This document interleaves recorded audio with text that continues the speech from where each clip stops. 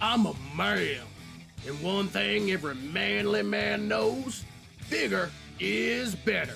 Bigger vehicles, bigger guns, bigger tools, and of course, bigger workstations.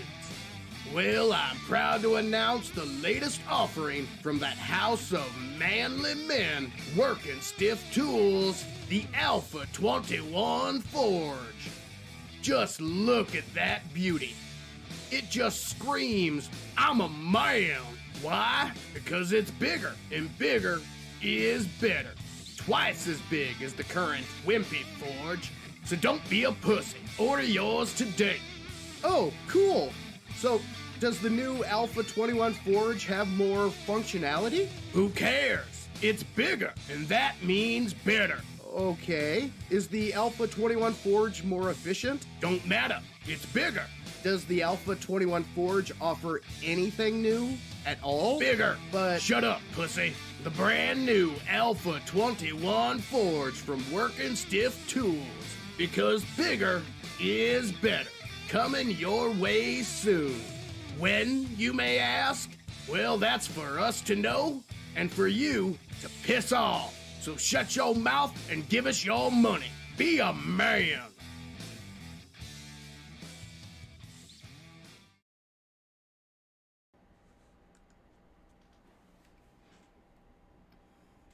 And we are live! Welcome, ladies and gentlemen, to Savin's World. My name is Savin, and I want to thank each and every one of you for joining me today. It's Friday, ladies and gentlemen. Oh, man, I've been looking forward to tonight. Oh, it's going to be awesome, guys. It is going to be awesome. So as you guys saw, I just played my the latest commercial, and there's a reason for that. Normally I don't, but this time I'm going to take a little victory lap because we got a little news in the last stream that, yeah, even though it's probably not because of me, I don't care. I'm still going to take credit. But we are here to talk about the dev stream number 4 and all things 7 Days to Die. Just going to be telling you what went on, what we learned, and then talking to the chat, answering your questions, and discussing what we have to look forward to. I'm back in my, back in the testing world. This world has seen a lot.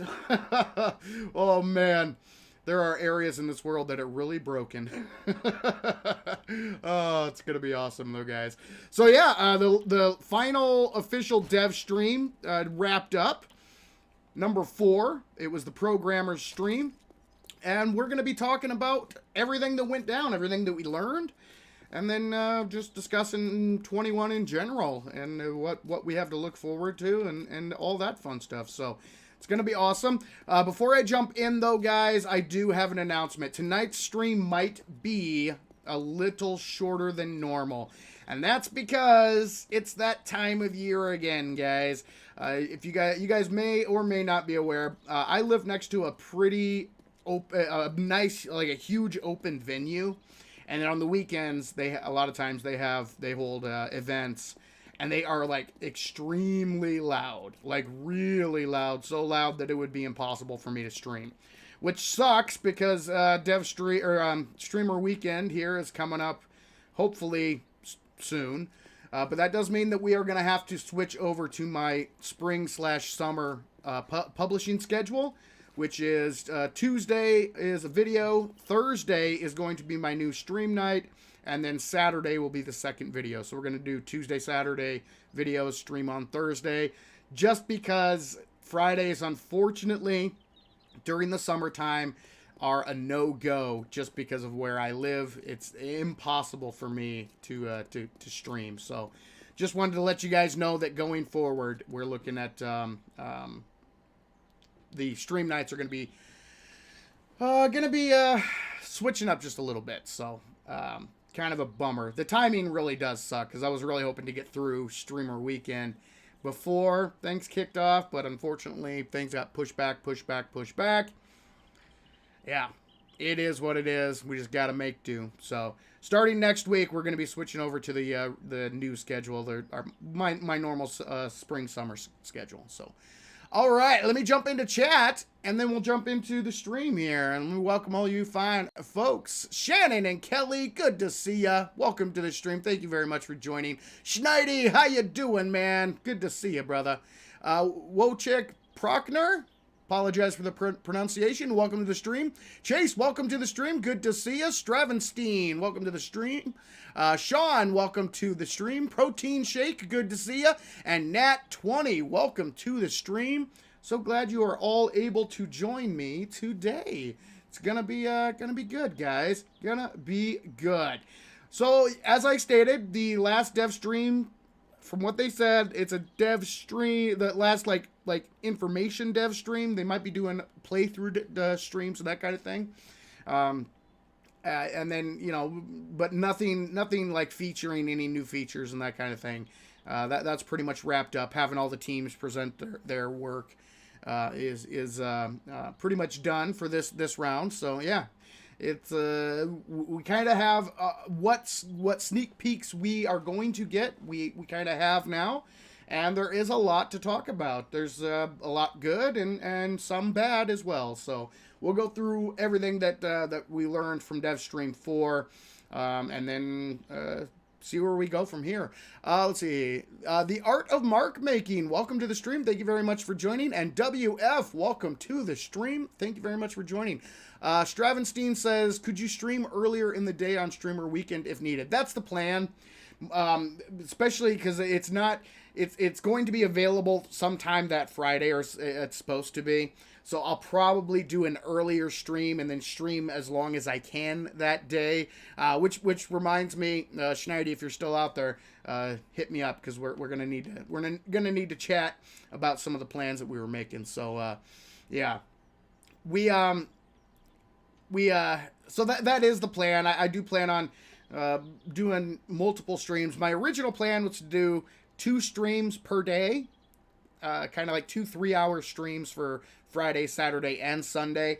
We'll see. I'm gonna have to just change things up and do what I can do, guys. So it's just an unfortunate circumstance of where I reside. So into the Aether, welcome to the stream. Thank you very much for joining. All right, let's get into things, guys. So I played my bigger is better working stiff commercial for the new Forge for a reason, because they did showcase that they actually worked on the Forge and as well as the workbench. They are going to be dynamic now, guys. So that means when you build the Forge initially, it's going to be missing the extras. It's not going to have the anvil, it's not going to have the bellows, and it's not going to have the crucible, excuse me. But as soon as you open up the Forge and slot those items actually into the Forge, they will show up. Does it change the functionality of the Forge? Does it make it any more efficient or anything like that? No, not really. But at least it's something different. It's not just bigger just for the sake of being bigger. There's more to it. So that's why I'm saying, even though, you know, like I say, I doubt that it was really because of me, but at the same time, it just felt really good making a video mocking that point and then seeing the Fun Pimps recognize how silly the change was for no reason and actually taking steps to fix it. So that's why I say I'm taking a little bit of a victory lap here, because even if it wasn't directly caused by that video, it does go to show you that sometimes, every once in a while, you can actually get through to these guys and make them realize that, okay, maybe this is kind of stupid. Let's see. Nocturnal, welcome to the stream. Thank you very much for joining. And Nathaniel Beans, welcome to the stream. So glad that you guys were able to make it. So yeah, I mean, I think it's not game changing. It's nothing super crazy, but it is kind of cool to see that they recognized what I was saying and fixed it. So yes. Let's see here.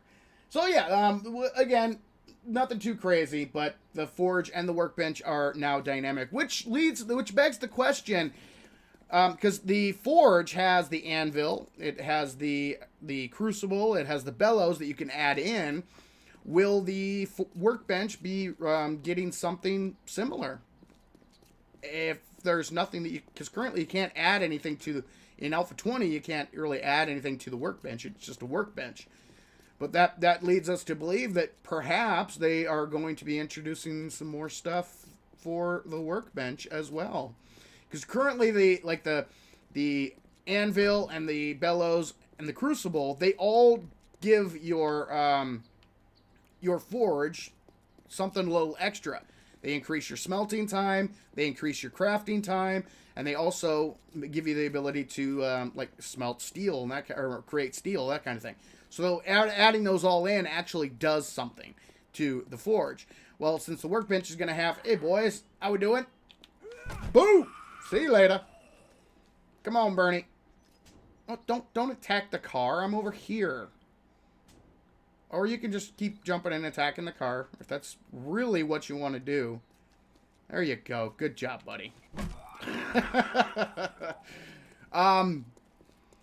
So yeah, it'll be interesting if we're going to see some of the older workbench stuff making a return. Who knows? Who knows? Gives us something to look forward to, some things to speculate and questions to ask. We'll see what the future holds, because yeah, it would be kind of cool to see something similar to with the workbench that there is currently for the forge, and kind of like there used to be. The workbench used to be very, very different, and yeah, we'll see how it actually changes moving forward. So, all right, let's get right into the list. I actually took notes on this one, which was good. I got a few things. What happened over here? Oh, that's right. This is this is the building that we took down with a rocket launcher. Because that's right. We were doing a quest here, and the quest glitched out. It didn't spawn in one of the zombies, and yeah, we decided to destroy the building to see if we could kill the zombie. Oh, memories! Like I said, guys, this world was created in experimental Alpha 20, like the original Alpha 20 experimental build. That's how long. So we're talking a year and a half that this world has been in use. Crazy. Oh, I love it. Okay, let me go through. Matthew, welcome to the stream. Thank you very much for joining. And John Hale, welcome to the stream. Thank you very much for joining. So, the very first thing they showed off during the stream, guys, was random world generation. And I have to say, this is one thing that I actually was a bit impressed with. It was vastly improved. Normally, like the rule of thumb that I used for generating a new map is it used to take one minute, and this is back in, Alpha 20 days. This is currently, it's roughly 1 minute per K. So like a 6K map would take 6 minutes, 8K would take 8 minutes, 10K would take 10 minutes, that kind of thing. Well, they generated a 10K map, and they actually showed it on screen, and boom, 2 minutes. It took 2 minutes to generate a brand new 10K map in Alpha 21. That is awesome. Then later on, they showed a 6K world that they generated, and that one only took 1 minute. So map generation time, guys, is a lot less than it used to be, which is really, really cool. That is impressive. Yeah, there we go. All right. Thank you. Every time I go, you know what? Maybe let's see about going exploring here. Let's go explore some different places here. I think we came over here last week. Maybe let's go here. Let's go here. There we go.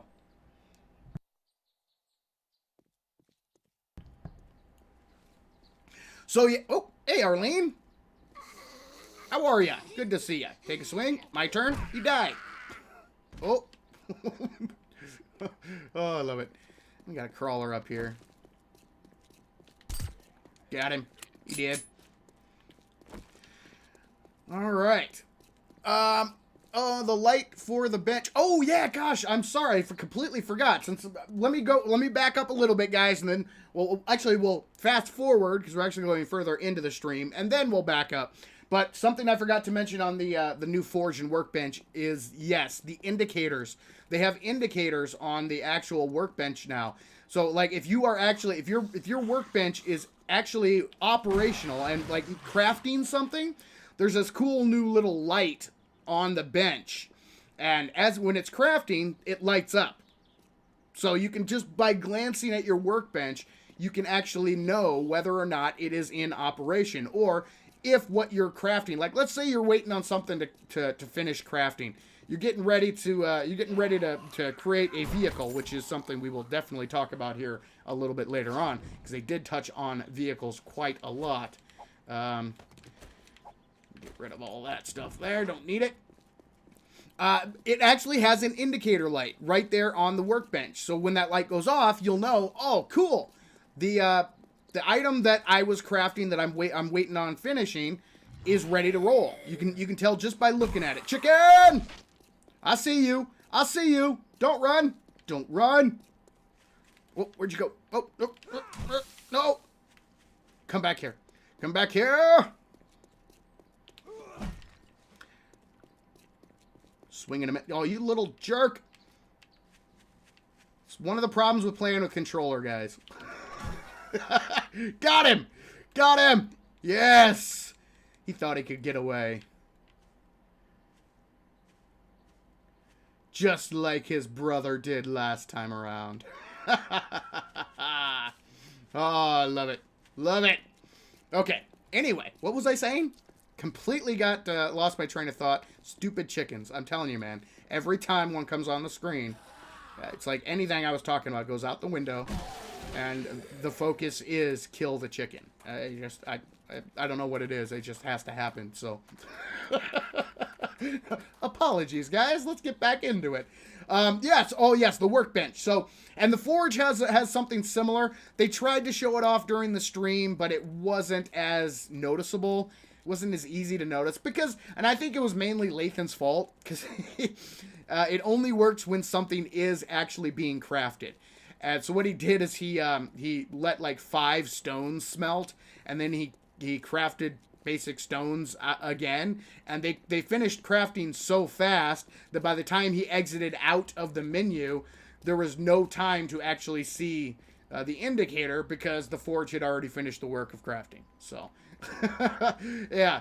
But we'll definitely take a look at that. We'll definitely take a look at that during Streamer Weekend just so we can have a closer look at the new indicators, because I think they're kind of cool. They're kind of cool. Again, it's nothing, awe-inspiring or game-changing, but, little quality of life change that I think will be kind of cool. Will definitely be kind of cool. Okay, let me get back to the notes. All right, RNG, not RNG, RWG, Random World Generation.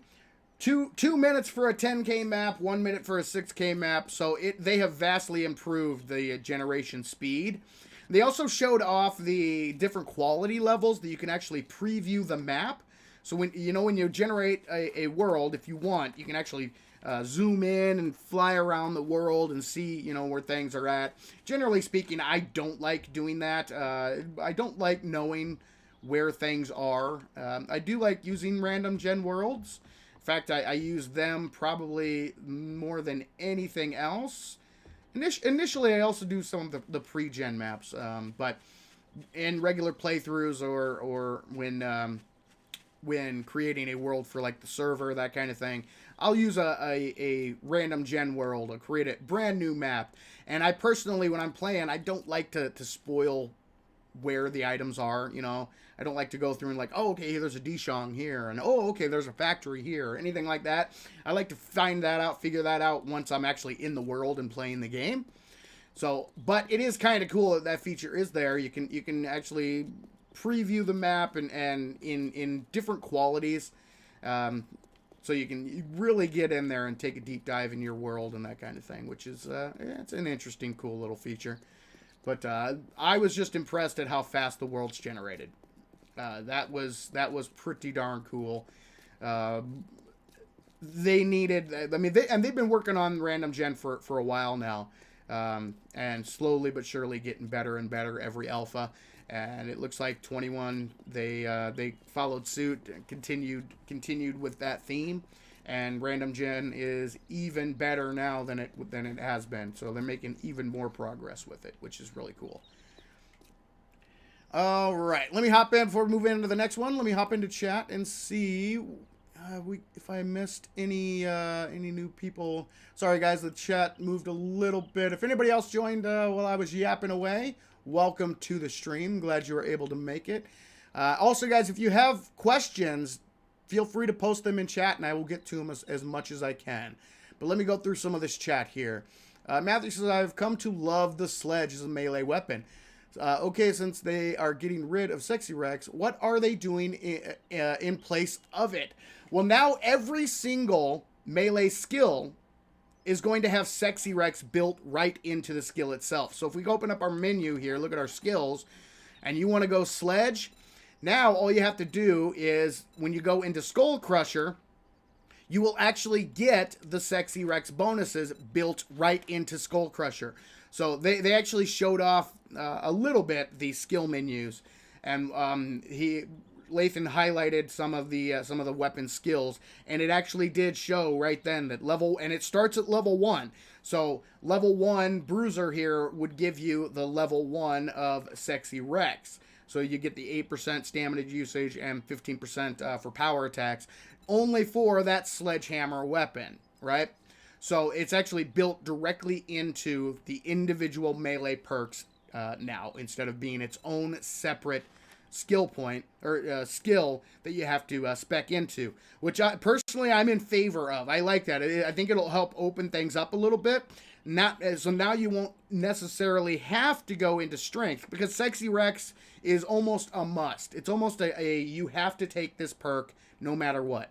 Especially if you are planning on doing melee at all, Sexy Rex is a must. That stamina reduction is huge, absolutely huge.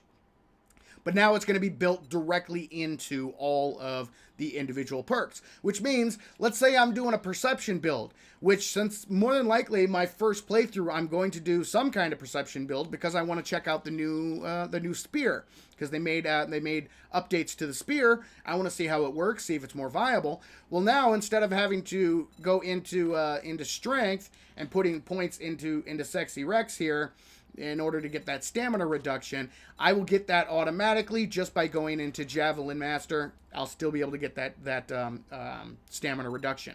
And then similarly, the Flurry of Blows perk is gone, and instead, every single skill tree will have its version of Flurry of Blows that will affect the weapons in that tree. So for strength, I forget what it was called. They showed some of them, the names of them, but for strength it would affect that one skill would affect the Pummel Pete and the Skull Crusher, and then for perception, the Javelin Master, and so on and so forth.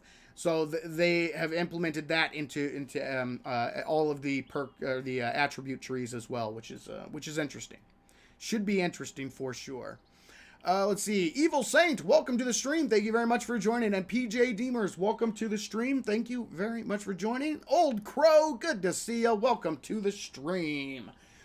And if you guys haven't yet, make sure and hit that like button. Let YouTube know that you enjoy this stream. And, yeah, really helps out. Appreciate it. Sip of the beverage time. Okay. Let's keep on rolling here. Stravenstein says map generation is down to about a third of what it is now. Yes, that is really cool. Generated 6K in 1 minute. Yep. New forges have a similar effect also. Correct. Yes, yes. The chem bench will also have some indicator. I would assume so. Protein shake, I would assume so. The new chem station is not going to be in the initial Alpha 21 release. They are still in the process of working on the new asset for that workstation. But I would assume that there's going to be some kind of indicator. And also that it would also be dynamic if they add in extras to add to it, which would be kind of cool. I don't know that for sure, but it would make sense. They also mentioned that at later date, they may change it. So you change the map draw detail, you may not have to regen a new map. Oh yeah, that'd be cool.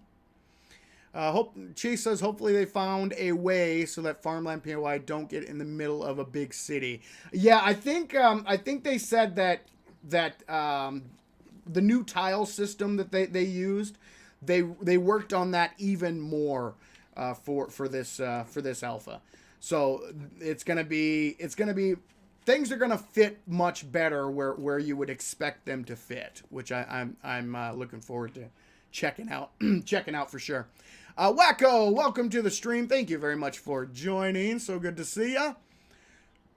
All right, let's keep rolling through the chat here. Highways will now generate smoothly. Yes, indeed. That is, and they even showed off some of the mountain roads. And some of the mountain roads are even. I wouldn't say they're perfect yet, but they are better than what they are now. You might actually be able to get a vehicle up them now. All right. Evil Saint says more traders. They haven't announced more traders. All of the traders' compounds have been revamped. And we've actually seen all of the new trader compounds already. They showed them all off during the streams. So they look pretty good. They are supposed to be more in line with the individual personality types as well as their specialties, the items they specialize in, which is cool. And they all, of course, have the helipad. So something will be coming. There's going to be something added in. If it's not in Alpha 21, it'll be added in soon with the helipads for sure. All right, let's keep rolling here. When does Alpha 21 really come out? Since they are doing a Alpha 21 streamer weekend. Hold on one second, PJ. I will answer that question in a second. Wojciech Prochner, thank you very much for that super chat. I really do appreciate that. That is awesome. Thank you so much. Appreciate the support. So when does Alpha 21 come out? We don't know. They still have not given us an official release date. Chicken! Chicken. I see him. Where you at? Come on. You're going down, buddy. Just accept it. Yes. All right. I feel better. So yes, an official release date has not been announced as of yet. But the way it works is they will announce streamer weekend. That streamer weekend will be the Friday, Saturday, and Sunday before the official release to the general audience. So, like last year, streamer weekend was December 3rd, 4th, and 5th.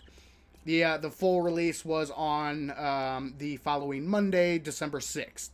So, when they do announce streamer weekend, I will definitely be updating you guys. So stay tuned here on the channel. As soon as they make that information public, I will let you know, as well as let you know what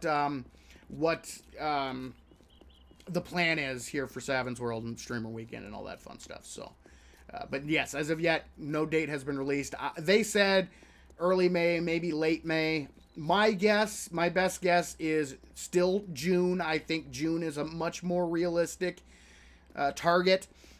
They're probably going to have it coincide in some way with the Steam Summer Sale. Steam Summer Sale starts on the 29th of June, so it would not surprise me to have them go like the week before.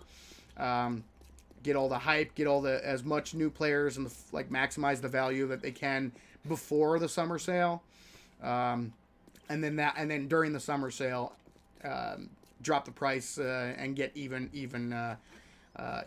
more copies sold. That's my guess, but again, just a guess. We don't have anything official as of yet. So stay tuned, guys. I'll let you know as soon as I know for sure. Each attribute will have its own separate flurry of blows. Yep, absolutely. One great thing that should have been done, spear being viable, is great. I like Old Crow's idea of having both spear and javelin, but maybe make the javelin stack to 5 or so. Yeah, that'd be cool. That'd be cool.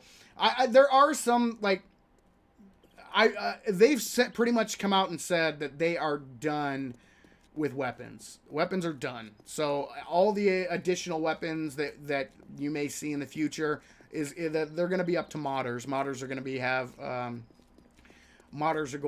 have to add those in for people. But a variation, like a different spear types would be kind of cool. Would be kind of cool. All right. Oh, no, Old Crow, I really hope you get to feeling better, man. I really hope you get to feeling better, brother. Rest up. Rest up. Yeah, man, being sick sucks. It is the worst. Oh, well, it's not the worst, but it's awful. I'm a big baby when I'm sick, guys. I'm a big baby. Oh, I love it. But I really hope you get to feeling better soon, Crow. Rest up, brother. More duplicate traders in RWG, yes, but no new traders. Yeah, they haven't announced any new traders yet. Just the updated trader compounds and the revamp of the trader inventories. They've really, really kind of switched things up with regards to what the traders will be offering for sale. So that's definitely something that we are going to be taking a look at once 21 comes out. There's a lot of stuff that we're going to have to do some testing on, guys. There were some things in this stream that were they could be good, but they could be awful, and it all depends on balancing and so yeah, we're gonna have a lot of I'm gonna have a lot of work to do testing out some of these changes and revamps and all that kind of stuff, guys. So again, stay tuned, guys. Let's see. Wojciech Prochner says, "Hey Savin, I know that this question is not related to Alpha 21, but Alpha 20. But exploding arrows and bolts are related to archery or demolition perception tree. They for damage wise, I believe they are. Ooh, that's a good question. I'm pretty sure they're archery. But the demolition perk doesn't really affect them. I'm pretty sure it's archery. Almost positive. In fact, yes. Yeah. Yep, archery. It's art. I'm almost positive it's not the demolition perk. Yeah. It's not demolition. It is the archery perk that increases the damage on those. Demolition is just the rocket launchers, the grenades, dynamite, pipe bombs, landmines, that kind of thing. Keep clicking on the wrong one. There we go. So there you go. That kind of gives you. I went through them really fast, but if you guys saw the different boosts that you get. But yes, archery. Let's see. Wacko says, I'm sick too. Has been since Saturday. Yeah, hope you feel better as well, Wacko. There's been some bugs going around, guys. My whole crew got pretty darn. I got sick a few weeks back, actually closer to a month back, and then a few weeks later, it seemed like everybody and their mother was sick here. So, yeah. All right. YouTubers said streamer weekend is this weekend. No, no, no, no, no, no. I don't know who told you that. They are incorrect. You have been misinformed. If it were, if streamer weekend were this weekend, I would currently be streaming 21. So whoever told you that gave you some bad info. Bad info. And they actually, you know, that's unfortunately, guys. There are a lot of people. I can't say a lot. There are some people out there who they would rather be sensational and get news, even if it's wrong. They want to be first with the news. So I don't know who told you that, and honestly, I don't care. Just know they're wrong. They are wrong. The streamer weekend. Once it does happen, I will definitely let you guys know. But if it were happening this weekend, like I said, I'd be streaming Alpha 21 right now. Ooh, nice. I'll take that. I'll take that. I'll drink that. And the rest of this stuff, go away. All right. Sorry, Buzz. Good to see you, though, bud. Good to see you. Bye. Let's see. All right, yes, okay. Old Crow backs me up. They are related to archery. Thank you. And streamer weekend is not this weekend. No, it is not. Like I said, if it were this weekend, I'd be I would be streaming Alpha 21 right now. But yeah, no. Alex, welcome to the stream. Thank you very much for joining. And Matt, welcome to the stream. Thank you very much for joining. Thank you for the answer. Sometimes I'm confused, but that makes sense. Thanks, Old Crow. Absolutely. Yes. Got the flu or something. Yeah. Like I said, man, there's something going around, and it's sweeping across the country. I have friends in different parts of the country, and I'm hearing similar reports from a lot of people. So it's a bummer. But rest up and get to feeling better, man. Drink lots of fluids. Lots of water. Stay hydrated for sure. All right. I think a harpoon with a rope to bring it back would be a neat weapon. Yeah, it'd be interesting. That would be an interesting weapon for sure. Wacko says I'm much better, but got to get better meds. The first ones didn't make much. Yeah, some of those. Cold and flu meds are better than others. I'm the type of guy, I don't even like taking aspirin. So even when I'm really sick, I unless I'm really bad, I try not to take pills. But sometimes you just got to, man. Sometimes you got to. And I'm also I can be stubborn. A few years back, I'll tell this story here real quick. Hold on 1 second.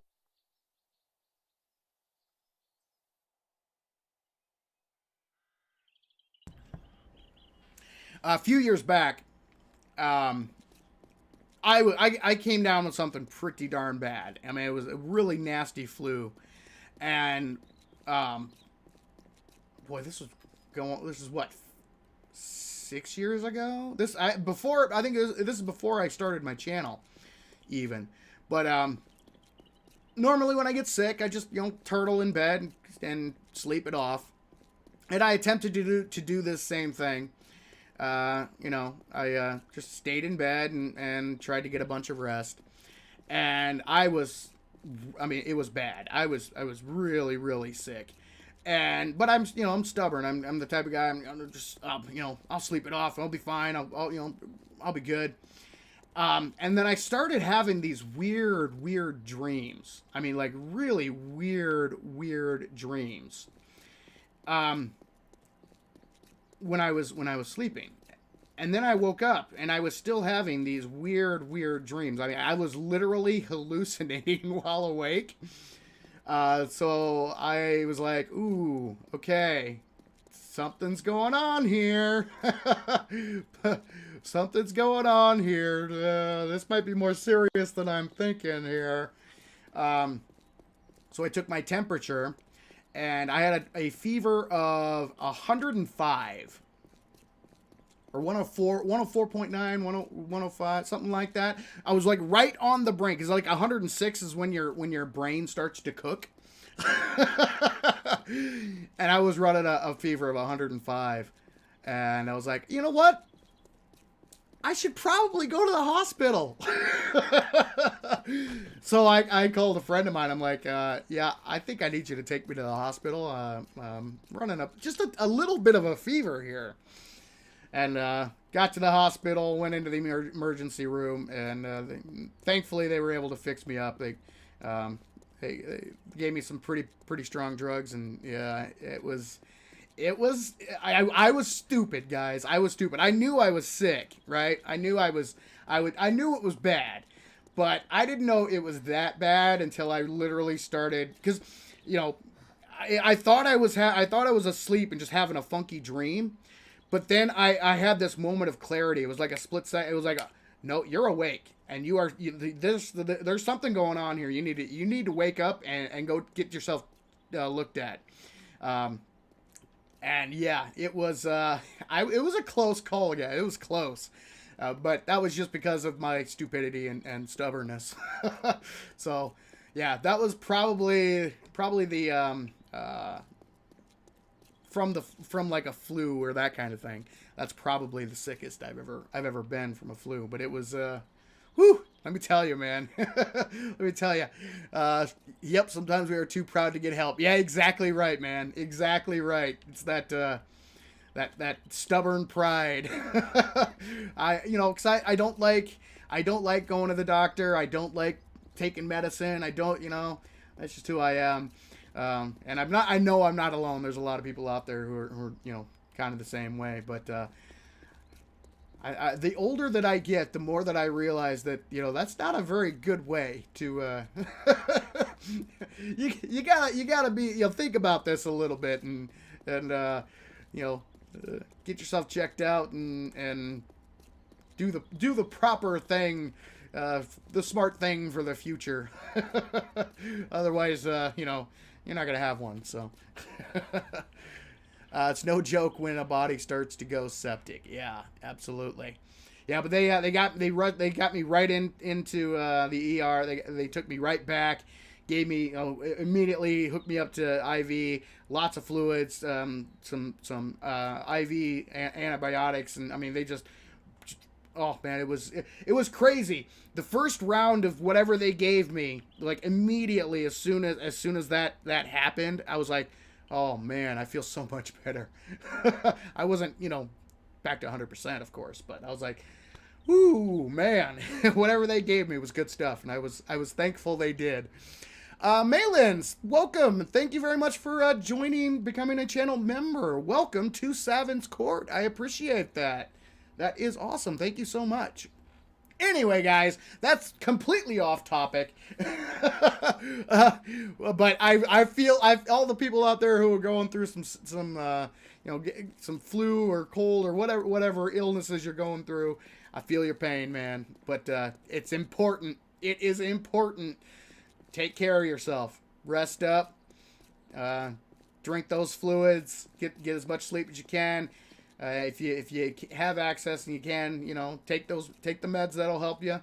And then if it gets to the point, don't wait as long as I did, guys, because I got too darn close. So, yeah, rest up and get to feeling better. Definitely. All right, let's keep going through chat here. What did I miss? Straven C says I'm going to miss the secret stash. Yeah, it's kind of a bummer that they're getting rid of that. But we'll see. That's another thing, again, that we're going to have to test is the balancing of trader inventories. I've already made myself perfectly clear. I'm not a big fan of some of the big changes, the revamps and that kind of stuff that they're doing. But I'll give my final opinion once we actually get in there and more hands-on experience than just from the outside looking in. So I have my concerns for sure. That is no joke. We'll definitely test it all out for sure. TT Watt, welcome to the stream. Thank you very much for joining. And Denner, welcome to the stream. Thank you very much for joining. Will there be bump stocks in Alpha 21? If so, will we expect somebody from the government to come after us? Well, I think in the world of 7 days, I guess the closest thing to government would be the Duke and Noah. So maybe, maybe they would come after you. Melons, thank you very much for that super sticker. I really appreciate it. That is awesome. Thank you. Let's see. They're called Troll 7. I must have missed something. Sorry. If you were a developer of a workbench, what 3 new accessories will you add to this workbench? Saw, hammer, other things. I'm trying to remember. There was calipers, tool and die set, and what was the third one? I would love to see him bring the workbench back closer to the Alpha 16 or the current console version workbench. The ability to combine items and all that kind of stuff I thought was really cool. And then adding in, I forget, it's the tool and die set, the calipers, and I forget the third one. Or was there a third one? God, it's been so long. It's been so long. But that's what I would love to see. I would love to see them bring that kind of stuff back, which they're gonna bring. I think they're gonna bring something back. They're gonna bring something back, or create something similar to what that's my guess anyway. But we'll see. Time will definitely tell. Denner says, please add Alpha 21 in the game. I'm very need to play this. Yes, I'm right there with you. It's been a long wait, guys. Long wait. But the wait's almost over. Now that the dev streams pretty much are done and over with, like the official dev streams. Like I said, Lathan said that the official streams are done, but they may do kind of like a playthrough style stream with some of the developers, so we'll see if that happens. We'll see what Wednesday next week has to offer. We shall see. But the actual informational dev streams, those have come to an end. So we only had 4 this year. Last year it was 6, so they cut them down a little bit. But I'm still thinking it's gonna be June. I'm gonna hold to that guess unless something comes out that changes my mind. But from everything that I've seen and heard, even though Rick said May, guys, you got to keep in mind that he's the same dude that said they wanted to go gold in 2020, so or 2021, whatever it was. So yeah, take what Rick says with. I mean, I think he means well, but he sometimes says some stuff that. Yeah, it doesn't pan out. So keep that in mind. June. I'm still saying June. All right. Damn, you was at death's door. Yes, I was. Thank God your friend was available at the time. Yeah, absolutely. Let's see. Went through gangrene. Now I get scared anytime I have a fever. Ooh, that is rough. Malin says, I love the content. I love 7 days. Well, thank you very, very much. I am with you. Big fan of the game. Interested to see what Alpha 21 brings. I have my concerns, but still gonna give her a chance and see what they've come up with. See if it's an overall benefit, if it improves things, or if it's kind of a bummer. We'll see. We shall see. All right. I don't like the new dew collectors. Now you will have to make a small dew collector farm bigger if you cook a lot. Yeah, I'm not a big fan of the changes to the drinking water system. That's gonna dovetail into something else that we're gonna talk about tonight, guys, because they showcase the vehicle changes, and yeah, there's oh man, it was interesting, and we'll get into that here in just a second. trying to figure out what they are going to use to supplement replace Sexy Rex. I spoke about that a little earlier, Matthew. They are actually just baking the Sexy Rex perk into the individual melee stats or melee perks. So instead of just having one perk that gives you those stamina buffs, so right now it's currently Sexy Rex. Now it's just going to be baked into the actual melee skills. So Pummel Pete, Skull Crusher. We'll have the stamina modifiers baked right into those stats or those skills. The game will look good and we will be able to build better things. However, it seems this is what Alpha 21 is all about. Yeah, I think it's very similar in a lot of respects to my feelings on going into Alpha 20. I was excited, but I had reservations because it looked like they were focusing on more aesthetic. It was more of a surface level kind of update. It wasn't there wasn't much depth to the update, and that's one of my fears about going into 21. Is it looks like it's going to be a lot of surface level changes and not a lot of like really true depth, game changing, game altering content that I think a lot of us were hoping for. Did they say if the danger meter can be turned off? No, that's another. That's another thing during the stream. People were asking if it was going to be optional, and they never addressed it. Which was unfortunate. Because I even put in my video, one of my last videos, the pinned comment. I was like, because I heard some people were saying in some of the comments that, oh, they said that they've already addressed whether or not it's going to be optional and all that fun stuff. And I never remembered them saying that. And I've watched the dev streams multiple times, and I don't remember them ever saying that. So I was like, hey, I could be wrong here, but if they did address this, let me know which stream they talked about it, and give me a timestamp, and I'll go back and I'll double check. Because if they had mentioned it, I definitely would have included that in one of my videos. But no, from everything that I've seen. And I've watched all of the dev streams, some of them multiple times. The only one I couldn't watch multiple times was the second one. That one bored me to tears. But from what I can remember, I do not remember them ever addressing that and saying that it is optional. I really hope it is, because watching the danger meter when they were just running around the world, it was so distracting.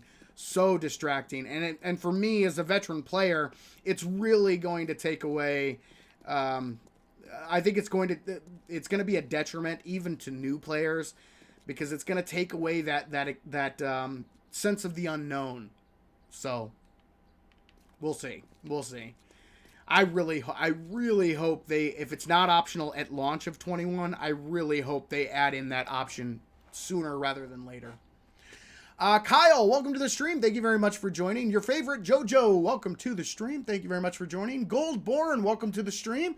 Good to see you. Hell Reaper, thank you very much for joining. And Ronald, welcome to the stream. And Sterling, welcome to the stream. All right. Nat20 says paper vehicles. Yes, guys, let's get into the vehicle changes. This is something that they did showcase quite a bit in this stream. And it is exactly what I feared, or at least that's what it seems like. The vehicle damage now is very punishing. Now, to be fair, the devs were intentionally trying to damage their vehicle. They were intentionally running into things and trying to damage their vehicle. But they took down 8,000 hit points off the 4x4 in just a few minutes. It was just boom, gone. And they only killed, they spawned in, did they spawn in a full 25? I don't remember. Could have been just 10 or so zombies. And even though, repeatedly running over the zombies, they didn't. I mean, you can damage zombies. You can kill zombies now with vehicles, which is cool. But the vehicles took massive amounts of damage. Massive amounts of damage. And this is another thing that I was talking about that needs testing, because it appeared, from what we saw, it appeared like it was very, very punishing. And my concern going in, once I heard about this change, was if they make it too punishing. It's a balancing act, right? I think that the vehicles taking damage, being able to run over zombies, could be a great change, could be good, but it all depends on how punishing they make it. And if they make it too punishing, all they're going to do is turn vehicles into another chore instead of a reward. So you get to, you progress through the game, you're rewarded with these different vehicles, right? Faster, more storage, able to get to from point A to point B in a timely manner. Well, now, if the vehicles take so much damage so quickly, it's just going to be like the farming change. It's just going to be a total chore, and instead of being a benefit to get those vehicles, you pretty much have to walk around on eggshells to make sure that your vehicle isn't destroyed. And when I say destroyed, I mean just that. Because even though they didn't show it off directly during the stream, there was a comment made by Fatal on the forums that yes, indeed, your vehicles will explode. Boom. Bye-bye. So all of your hard work, let's say you worked your butt off to get a 4x4.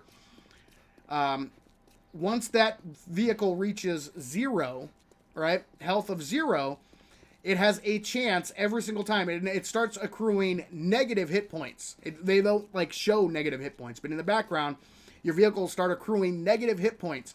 And every single time your vehicle takes damage, there's a percentage chance that, boom, it explodes, and your vehicle is done. And they didn't show that. They didn't show that off during the stream, which, yeah, I was when I read that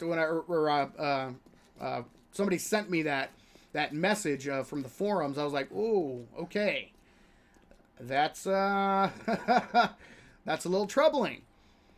Not only are the vehicles going to be taking massive damage, but once they are damaged, there's a chance that they can explode and your vehicle's just gone. Oof, it's gonna be rough, guys, and that's something that I definitely want to.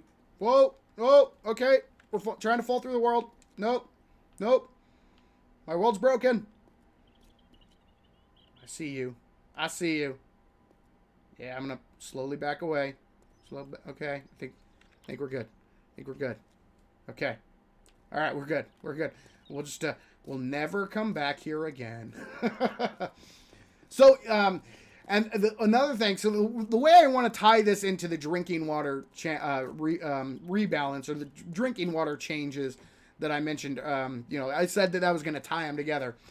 The thing that I shook my head about during the whole thing was that the reason they made the vehicle changes was for realism. Because, really, if you smash your vehicle going, full speed into a wall, oh yeah, your vehicle's going to take damage, and so are you. So for realism's sake, we have to add this feature into the vehicles. And I was like, come on, Fun Pimps, no. You can't have your cake and eat it too. If you're going to make the realism argument, you need to be consistent, and they are not consistent. I hate realism arguments in video games. It needs to be realistic for the world that you're in. You can't say that the reason you added in the vehicle damage is for realism when I no longer have the ability to walk up to a giant pool of water and scoop some up in an empty jar or a pot or something like that. I mean, sorry, it doesn't fly. You don't get to have it both ways. If you want to make a realistic game, it has to be realistic across the board. You can't pick and choose which features to use the realism argument on. No, sorry, doesn't fly. When they were making that argument, I was like, come on, guys, stop it. made no sense whatsoever. So I'm a little concerned with the vehicles, guys. Because it does look like the damage they take is going to be extremely punishing. And the ability to run over zombies is awesome. Awesome. But if they make it so punishing that it destroys your vehicle, you're taking away the fun, because that's a fun thing, right? That's a fun aspect of the game. Mowing down zombies with your vehicle. That's why like I said, the balancing act comes into play, and it seems pretty heavily leaning towards damaging vehicles than damaging zombies. So definitely concerned, and we're gonna be testing that out quite a bit, guys. We're gonna be testing that out quite a bit. All right, 1 second. I need a sip of my beverage.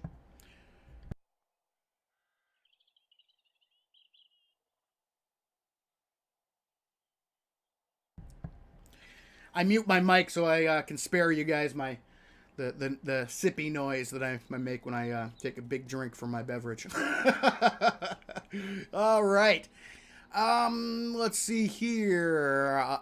Armathos, welcome to the stream. Thank you very much for joining. The Macaroni, welcome to the stream. Thank you very much for joining. So, it's going to be, it's going to be testing time, guys.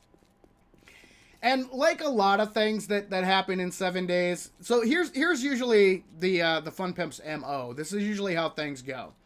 They make a change to something, and they go way too far in one direction. So on the initial release, more than likely that vehicle damage is going to be way too far, right? Then they'll make a correction and go way too far the other way. And then eventually they find that happy medium, and things kind of even out. And that just seems to happen over and over and over again when it comes to 7 Days to Die. So that is my guess of what's going to happen. When it comes out, it's going to be insanely punishing, and it will absolutely turn vehicles into a chore. And then having another thing, guys. So here, let me show you. Actually, here, let's take a little trip here. Let's take a little trip, because this would, I want to illustrate my point here. So the other thing that we are going to tie into the drinking water change here.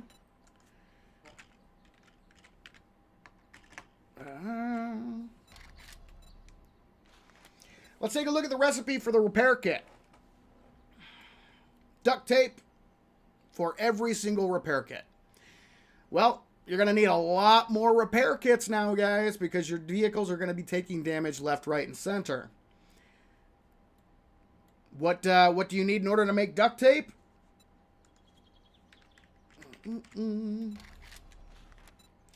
Glue. And what do you need in order to craft glue? You need water. So the drinking water changes are going to directly affect that. It's going to be, until you get, like somebody said earlier, your massive dew collector farm set up, which who knows how long it's going to take to even do that, because the dew collectors require a special a filter, which is a very rare item, which is pretty much going to be, let's go to this city here. It's going to be pretty much a trader-only item. And who knows if... Is that a chicken? Is that a chicken? I thought I saw a chicken, guys. Hold on. Hold on. Yes! There it is! I knew it! I knew it! Come back here. Come back here. Come back here, come back here, come back here, come back here. Oh, he's weaving back and forth.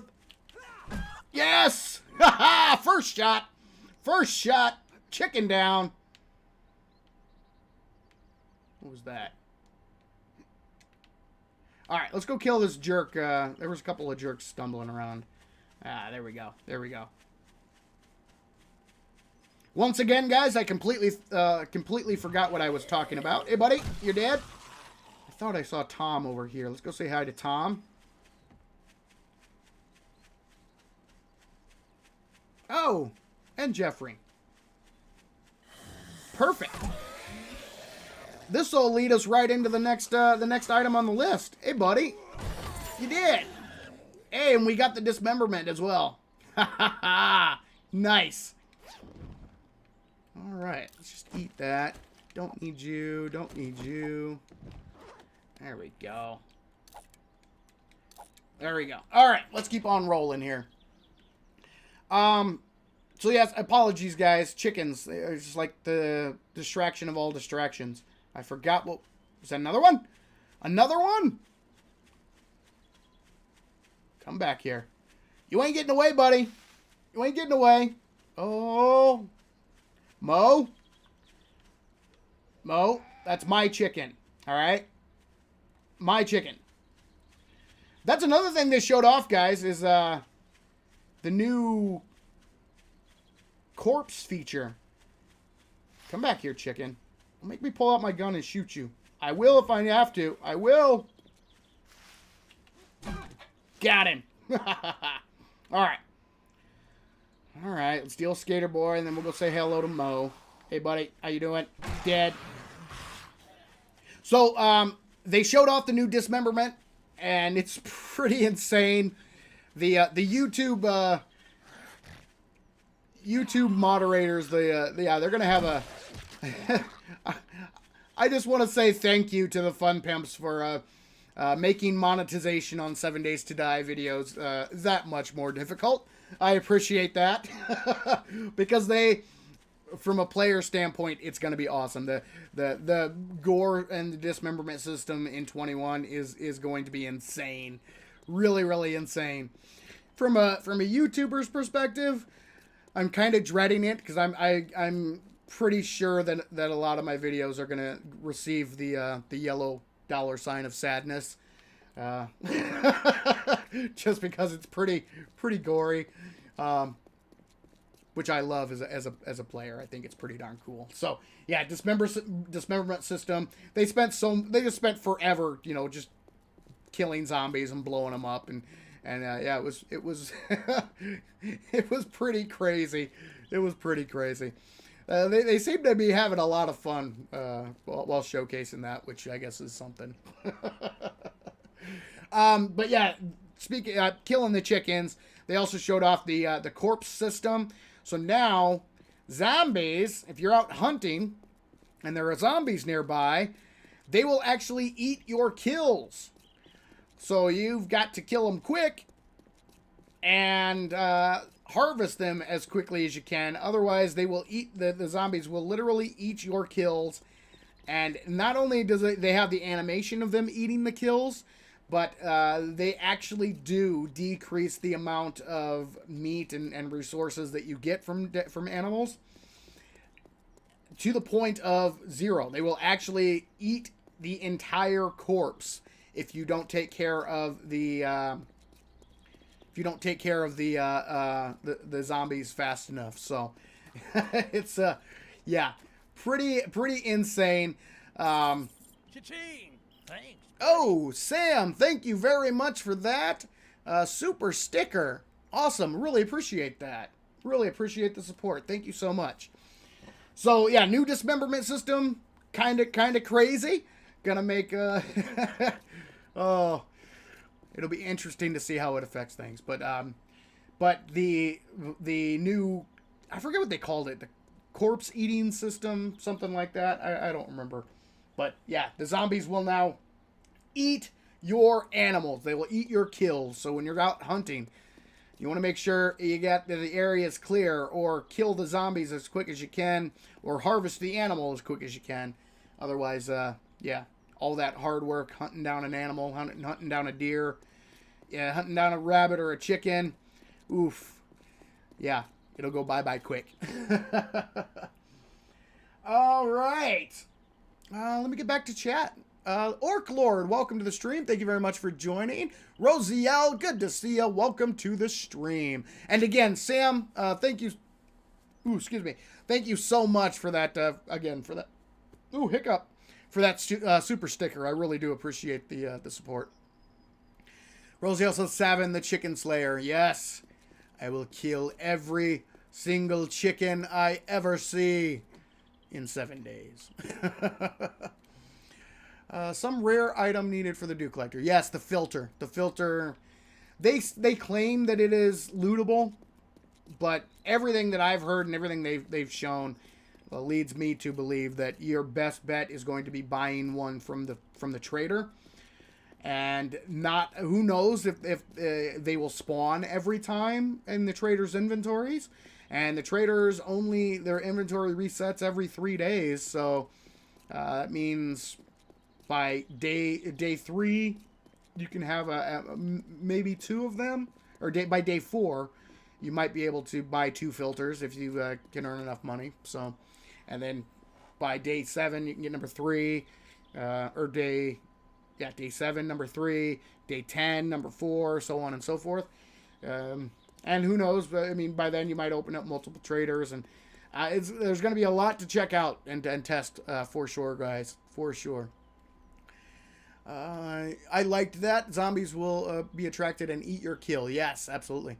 Maybe some of the dismemberment system can tuned for YouTubers at a later date with a setting. That would be all right. I'm honestly, guys, I'm not too terribly. I say that I'm concerned, but I doubt that it's gonna affect things too much. Generally speaking, as long as you keep, the first, they say 15 seconds, but I usually go at least. I try to go at least 30 seconds before showing any like graphic death, the killing zombies and that kind of thing. You're usually okay, but the dismemberment system has been changed quite a bit, and it is a lot more gory, a lot more graphic than the current version, because they've extended it to like almost the entire gen pop of zombies. So yeah, it'll be interesting to see. I really don't think it's going to be too crazy, but just a word of advice to any creators out there: make sure that your first 15 seconds are free and clear of the stuff that YouTube frowns upon, for sure. Which I would have to add the dismemberment of zombies to that list. They would probably frown upon that, and you will more than likely receive the yellow $ of sadness.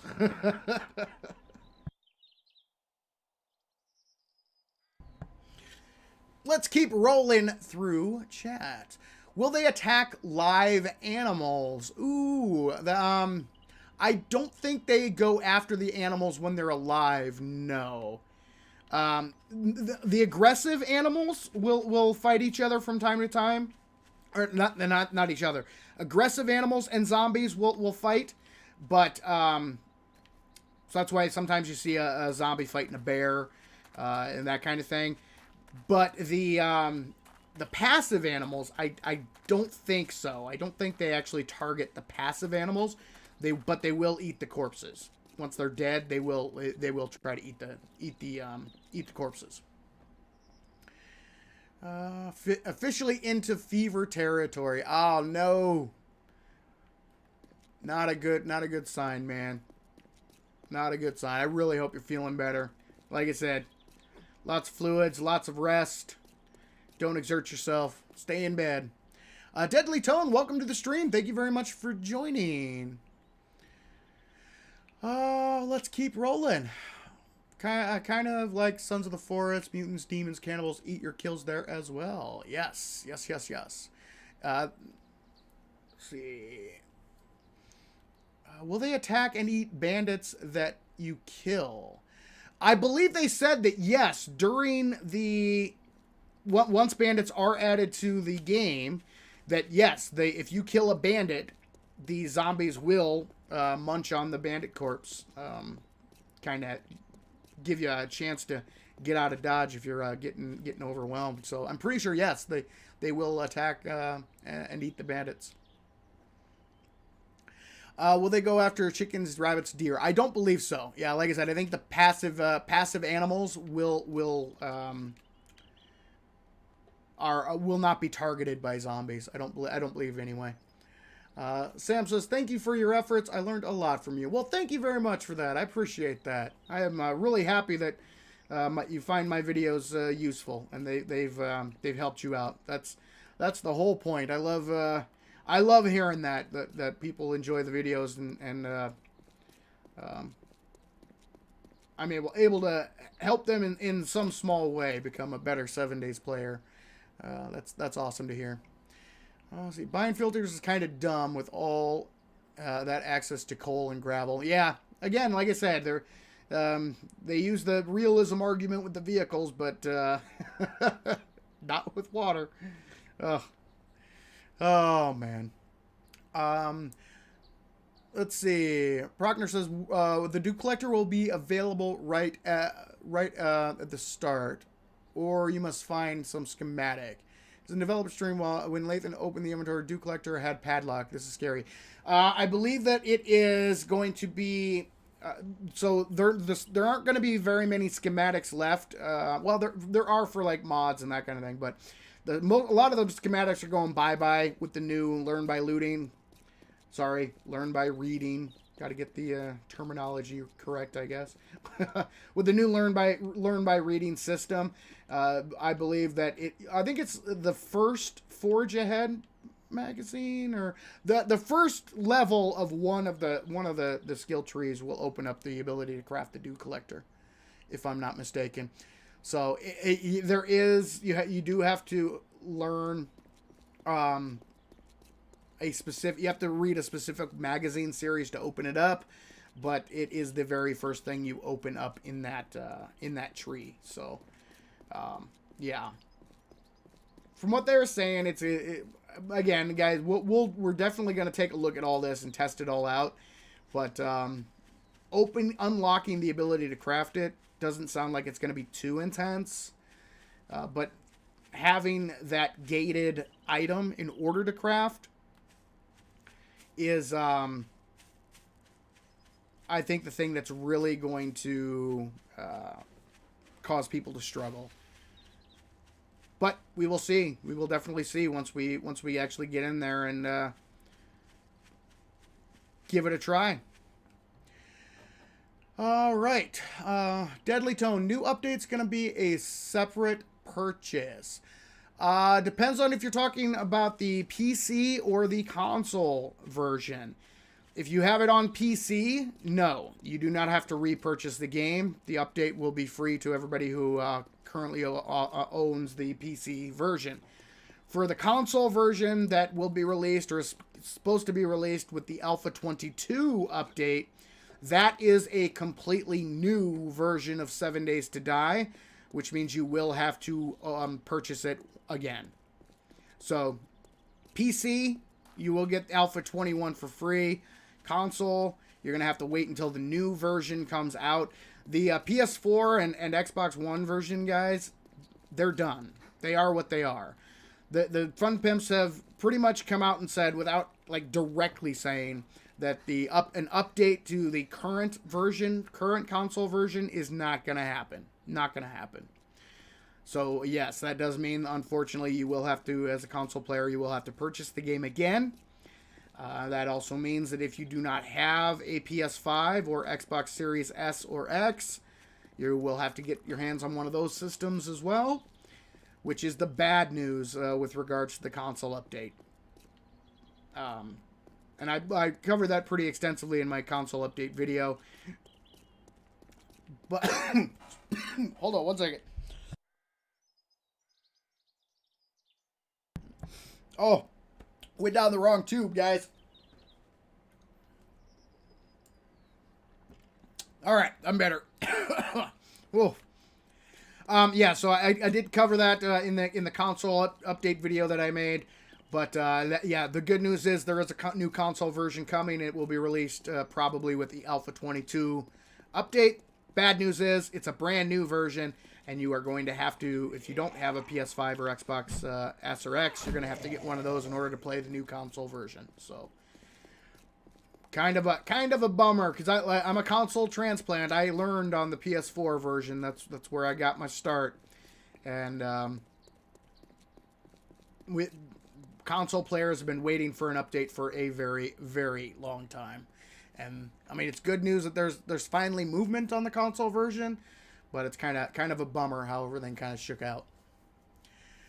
Any more news about the date for Alpha 21? Asks Mini Plays. Nothing yet. And real quick, Mini Plays and Grim, welcome to the stream. Thank you very much for joining. They have not announced an official date yet. No. Let's see. Just joined the stream a few minutes ago. So did you already talk about the console update? I've talked about it quite extensively in previous streams, and I actually made a whole dedicated video for that. Hold on one second, guys. I will see if I can find. Let me see here. Give me a second. I'm going to see if I can find a link to my console video here that I can post for you guys. And it has all the information on the console update here. There she is. Okay. Copy that link. There we go. And let me post it in here for you. Paste. All right, guys, there you go. That is the link to my console video. So if you have any questions about the console version, you can check that video out. I pretty much explain what we learned from the dev stream. But yes, they didn't really, I mean, because this stream was about the programmers for the for Alpha 21 on PC, and it doesn't. They didn't really touch on the console version again, but it's pretty much the exact same that we've already discussed here. So give that video a look, and it should answer all your questions here. Is any of the new POIs going to be underground? Asks Rosiel. Wouldn't surprise me. I know they are doing a lot more. They are doing POIs. They may have like above ground features or above ground structures, but then like massive underground. We already have some of those, but there's probably going to be even more, because there's 75 brand new and updated POIs. I forget the exact number. I think I put it in my video. It's 75 brand new POIs. We're up to 14 tier 5 POIs now, which is pretty cool. All right. I wonder if rain will fill up the dew collector quickly. No, unfortunately, rain will not affect. Yeah, exactly what Old Crow was saying. Rain will not affect the dew collectors. It is just gonna be based on time passed. You're going to get up to 3 bottles of potable water in a 24-hour cycle, and that's basically on default settings. And I don't know. That's another thing we'll test out, guys, is adjusting the day and night settings, if that's going to change how. Change things with the dew collector, like how much water you can get. They redid the Verta Mesa POI, so yes, realism, but only if it's detrimental to the players. Yeah, exactly right, Crow. That's the way it seems. Oh, hey, jerk! I'm reading chat. Reading just. Of course it's Skater Boy. Of course it is. What a jerk. Sitting here reading chat, sneaks up and smacks me in the back of the head. Ah, what a jerk. Now you guys know why I call the zombies jerks. I wasn't... Tom, go away, buddy. Go away. I was just minding my own business, talking to the chat, answering a question, and the dude just walks up and bam, back of the head.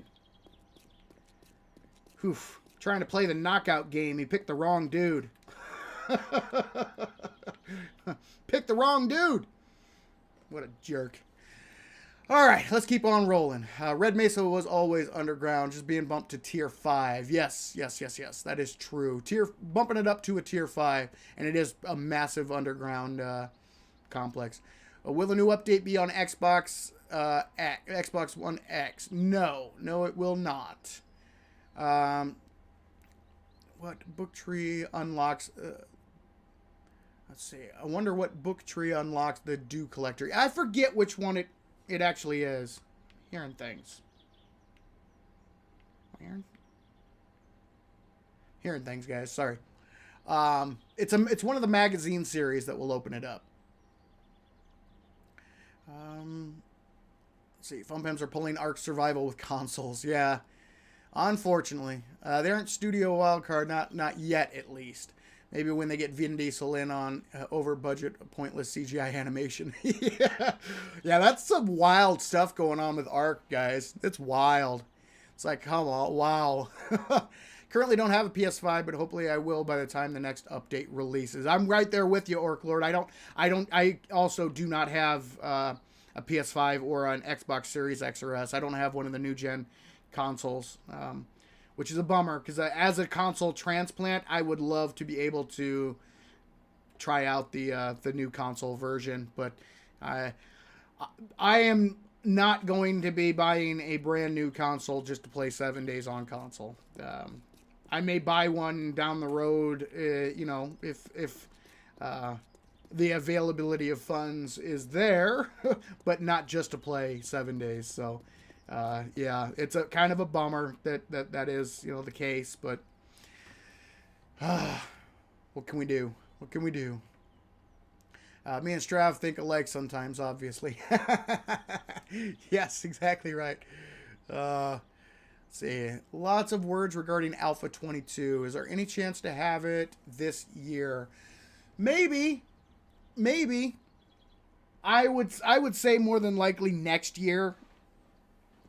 Because they did say they're looking for a shorter window for Alpha 22, but since this one is taking a year and a half, I would say that it's going to take at least 6 to 8 months minimum for 22 if I had to guess.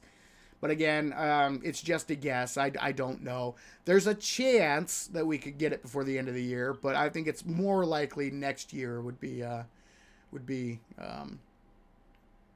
probable. Gamer Grandpa, welcome to the stream. Good to see you. And Joe, welcome to the stream. Good to see you. Thank you very much for joining. Let's see. Hopefully we will get the streamer weekend next weekend. If it is next weekend, they should announce that either on Monday or Tuesday. And if that's the case, I will I will make an update video for you guys as soon as that date is released. But as of now, there is no official release date. Let's see. FunPimps is leagues ahead of Studio Wildcard in my book. Even though both are imperfect, at least FunPimps stick to their morals, in my opinion. There are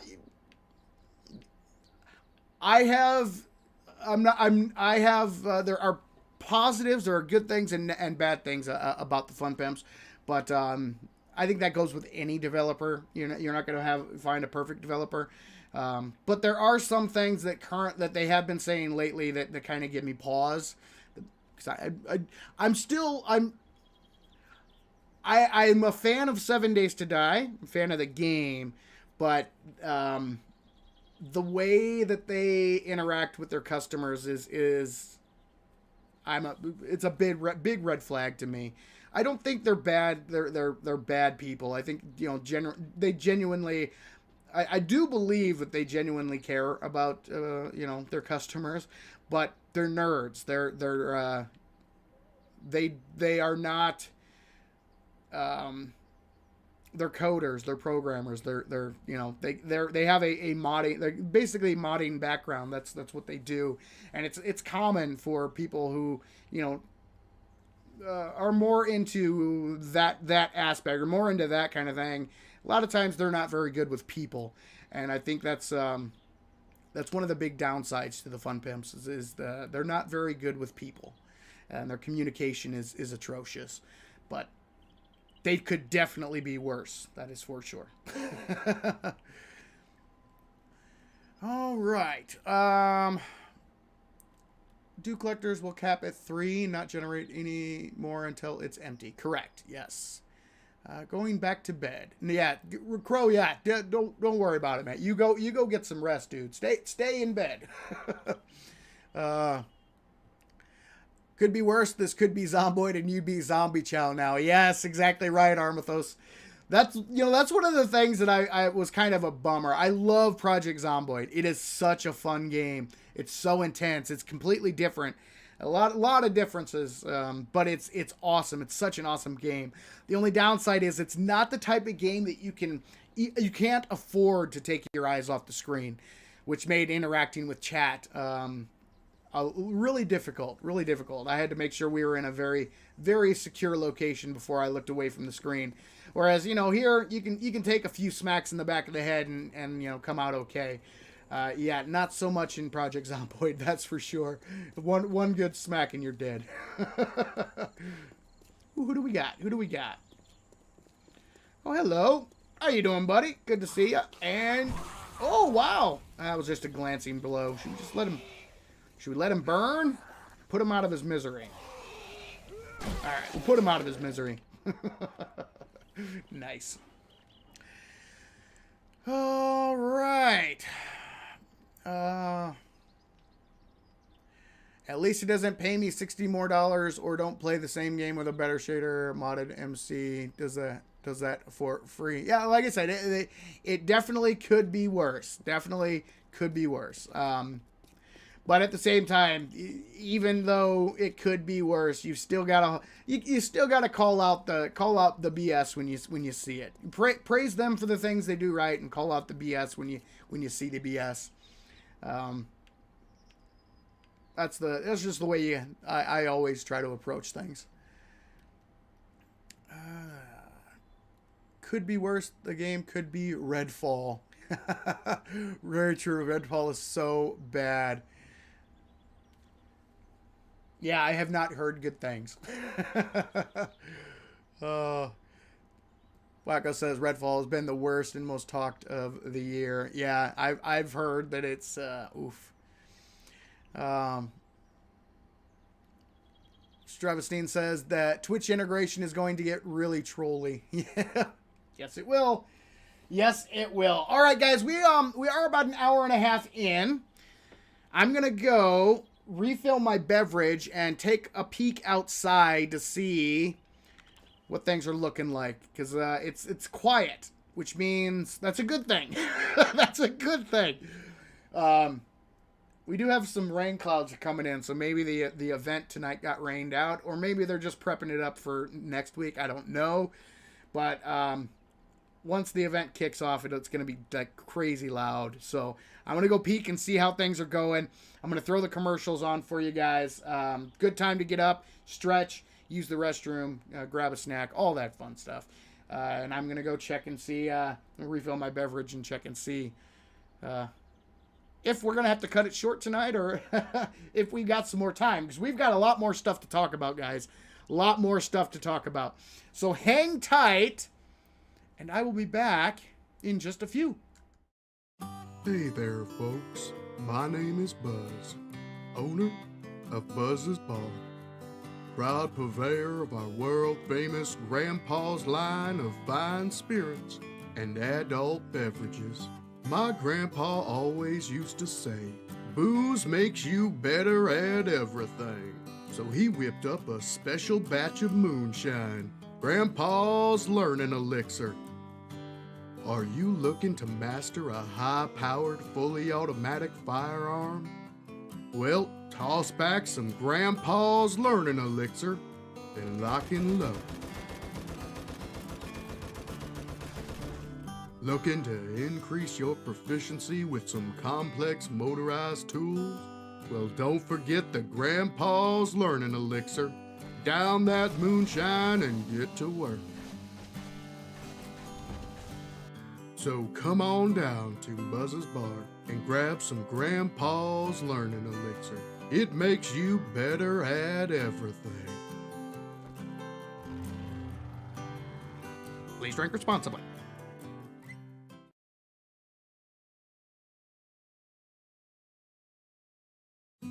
Hey there, folks.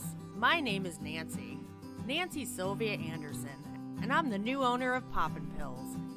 Our beloved founder Jared, who chased a squirrel into the forest and was never seen again, always believed that it was our duty to offer only the best in pharmaceuticals to our customers. And what better way to ensure that quality than by partnering with our supplier, Higashi Pharmaceuticals? I mean, if you can't trust an international mega corporation, then who can you trust? Higashi maintains the highest standards of animal testing performed in the most ethical and humane conditions. They use the latest methods and technology to research and develop life-saving and beneficial pharmaceuticals, like our brand new anabolic steroids, guaranteed to make you jump higher, run faster, and perform extraordinary feats of strength with absolutely no long-term effects whatsoever. So in the words of our beloved founder, come on down to Poppin' Pills and do some drugs.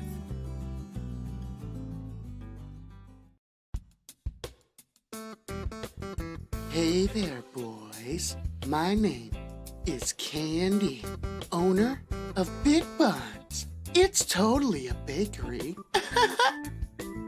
People just can't resist getting their hands on my Big Buns. The girls and I just love churning the butter, kneading the dough, and whipping up the tastiest of treats that you cannot resist putting in your mouth.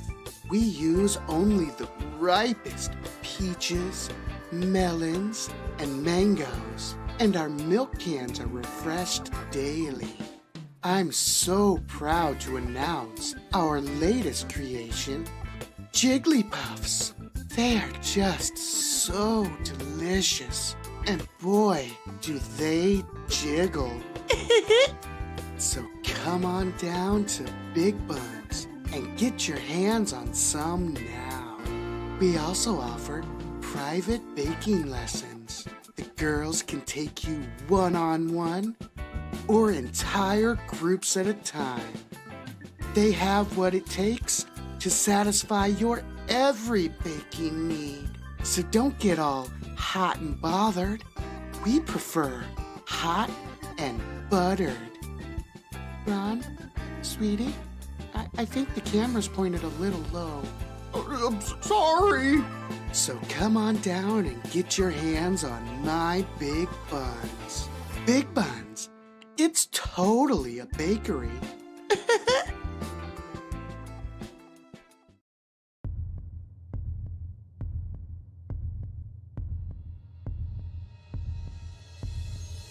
We live in a savage world.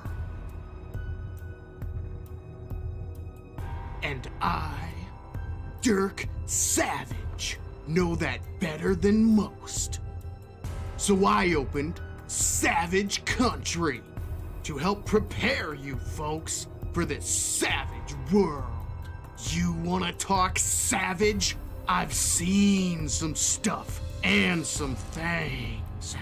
Stuff that would drive most men insane. Things that would make you want to curl up and die. Don't believe me? I once tried to grab the last $20 Blu-ray player from Mo Powers on Black Friday. I once made an innocuous post on Twitter. One night, I had a little too much moonshine at Buzz's bar and woke up next to Arlene. Hey, Dirk. No amount of forgetting elixir will erase that. Oh, God. So please, folks, I beg of you, learn from my mistakes. Shop at Savage Country and prepare for evil.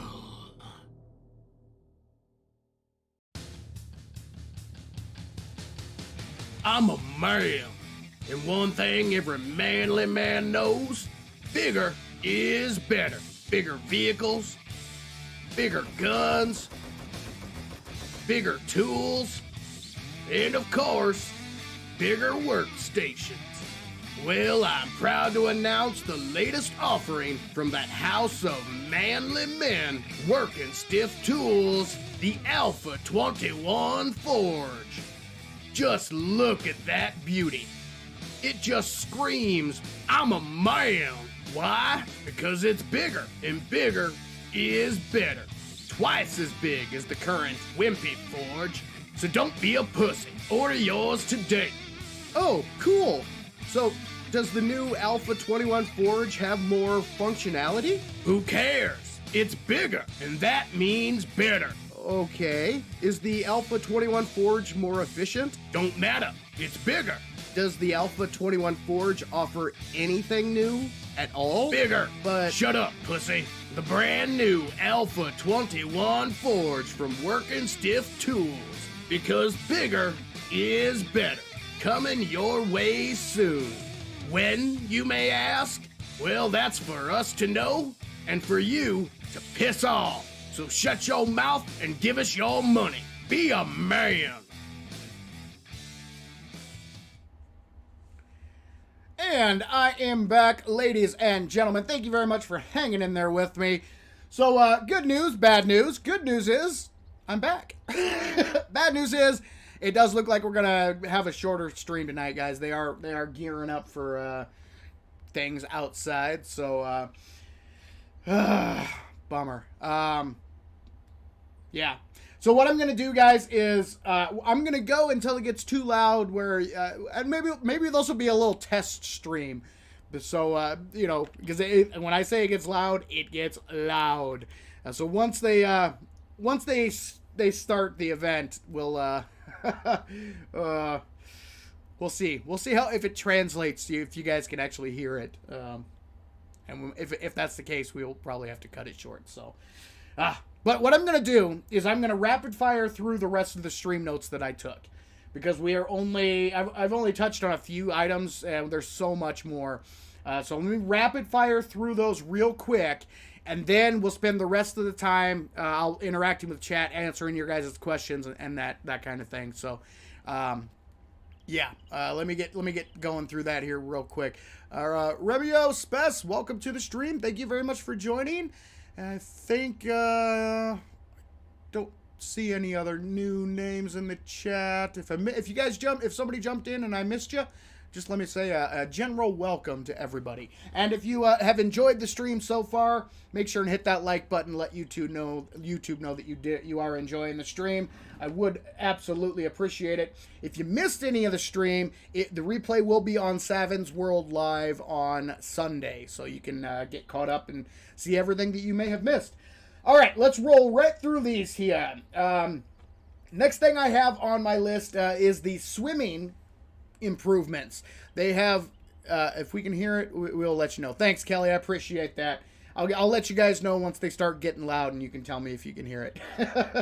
Because it gets loud, guys. It gets loud. Swimming. So movement in water has been improved quite a bit. No more do you do that, the bobbing, jumping out of the water like a dolphin, that kind of thing. You actually, there's actually kind of a current in the water. You actually kind of flow. There's a flow of the water, and your character will actually move around in the water. Like if you're not swimming, you're holding yourself still. You will actually, sway with the current, sway with the movement of the water, which is kind of cool. You also, if you run out of stamina while in water, you'll sink now. So that's an interesting change. Then next thing on my list, corpse eating, we got that. There is new block behavior. So they showed off the destruction physics, and they also showed off a new dev tool, the new grenade that pretty much destroys giant areas. But they showed the new destruction physics, so they were throwing grenades at buildings, and the actual destruction looks a little bit more as you would expect it to look. So when a building, hey, it's totally a bakery. Oh, that's awesome. I didn't even know where I was. Is that the working stiff? Is this the one that is this the one that I fixed up? Maybe? Could be. Yeah, I think this is the one that I replaced. Yep. There it is. So if you guys are wondering where I do record some of the shots for the video, the commercials, there you go. There you go. Oh, Big Buns, totally a bakery. Sorry, I'm getting distracted again, guys. I'm getting distracted. Raven the Renegade, welcome to the stream. Thank you very much for joining. So new block behavior. They showed off the new dev grenades and the blocks now when things explode or when things are destroyed, they actually will like if it explodes, the blocks will actually move in the direction that you would assume that they would, which is cool.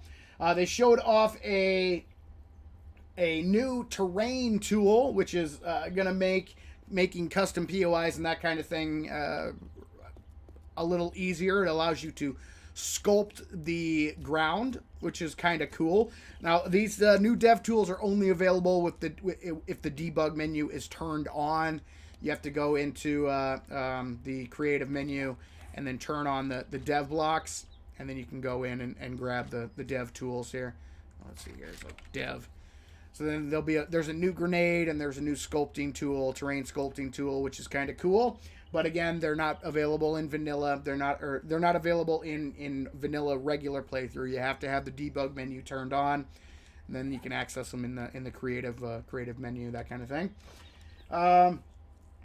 They showcased the click to recipe feature. So when you go into your skills, right, the magazine section, you can click on an item. So like, let's say I'm on my shotgun menu.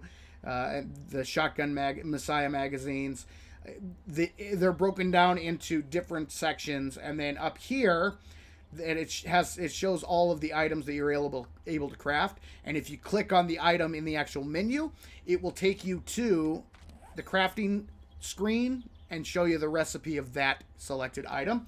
So it's kind of another little quality of life change coming our way. They showed off a new rock model, which is much bigger and easier to see.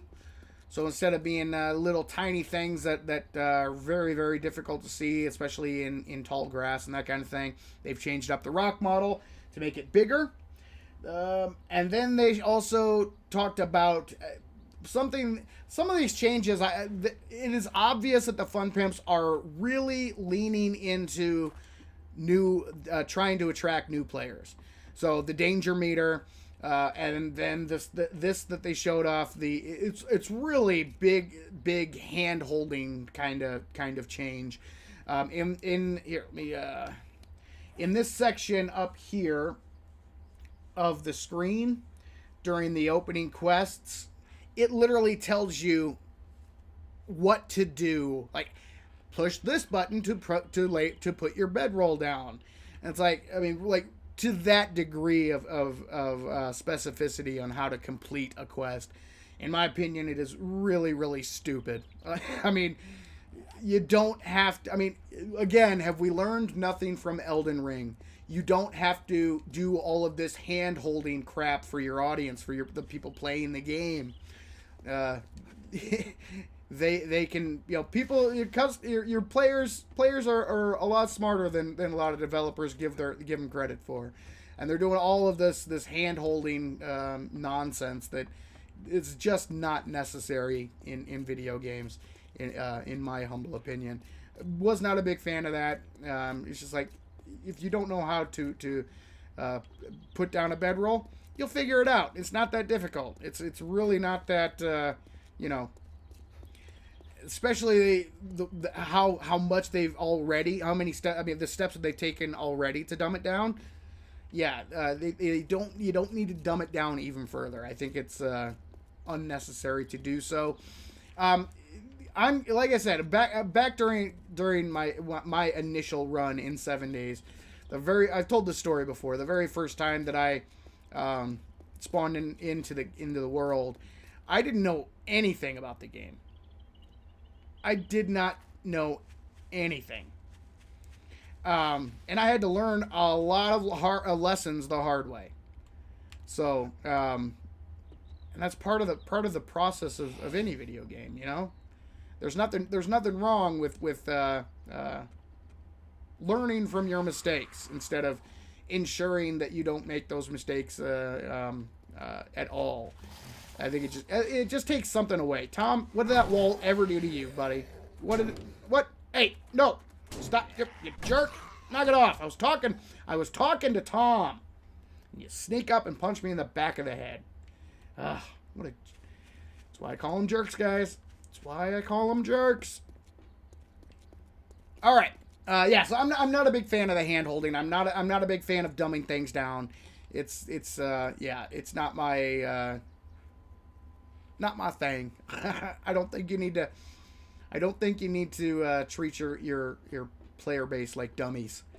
You know, let them figure it out. Trial and error. You know, sometimes it's okay to make mistakes.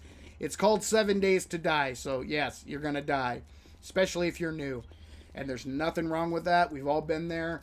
And making these hand-holding changes, it's done to attract new players, but, you know, you don't have to go this route. It's it's not necessary. It's totally not necessary. All right. And then the last thing I have on my list is the Twitch integration, which I couldn't care less about. Not a Twitch streamer. Not a fan of Twitch as a platform.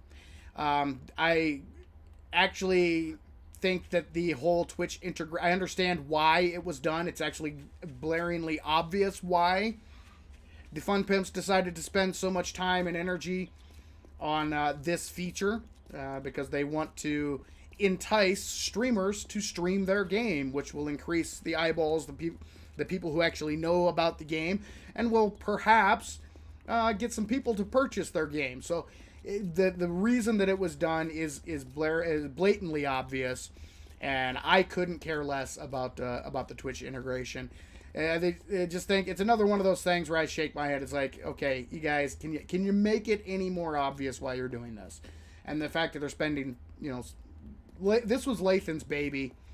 He's their one of the lead developers, and you have your lead dude focusing on something that the vast majority of your customer base, the vast majority of people who are going to be playing this game, won't be utilizing.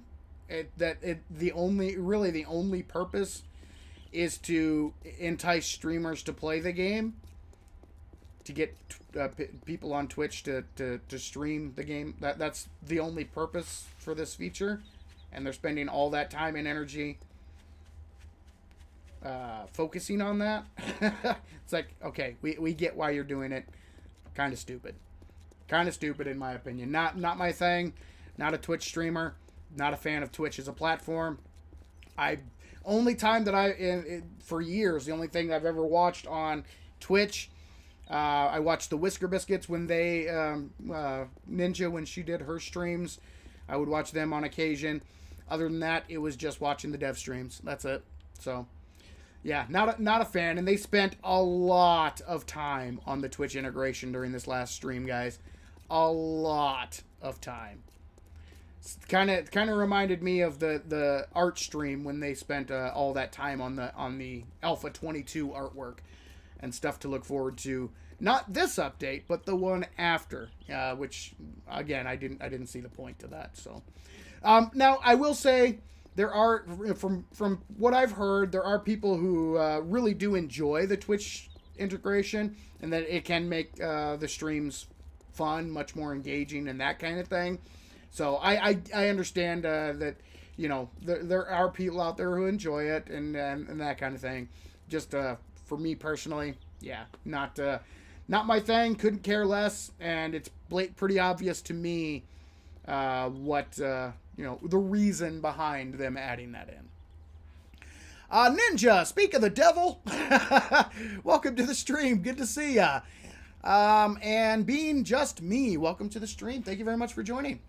Excuse me, guys. All right.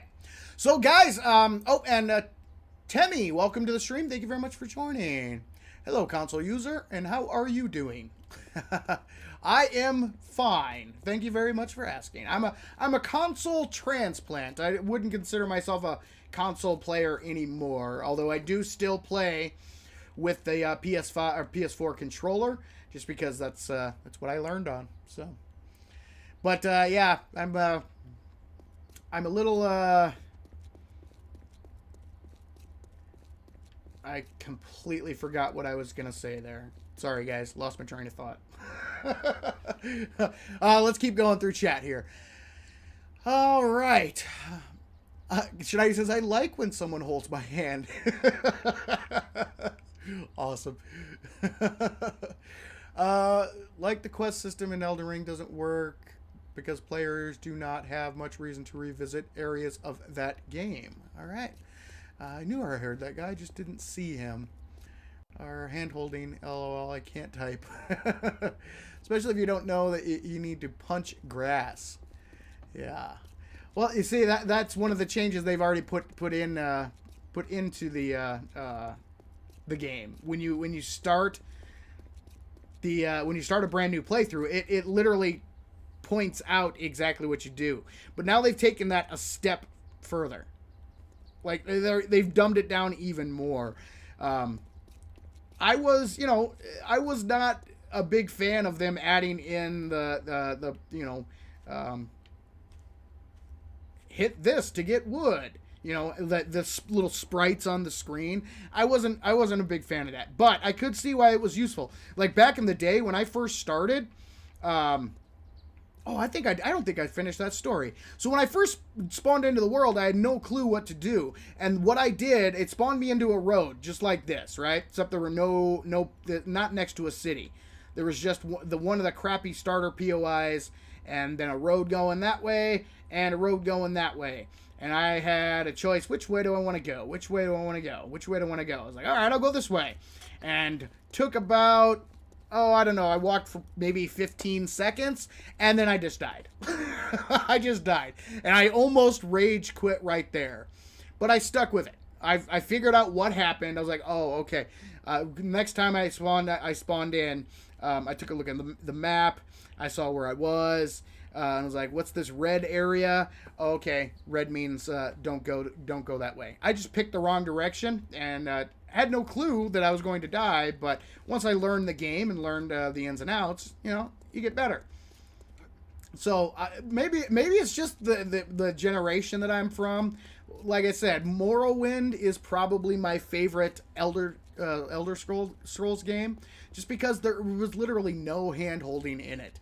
You'd go and grab a quest and it'd be like, you need to find this, and it would give you some basic directions on, follow this road, and then you'll see a boulder, and turn left at the boulder, and follow the path until you see the second tree, and then turn right at the second tree, and the cave will be right there.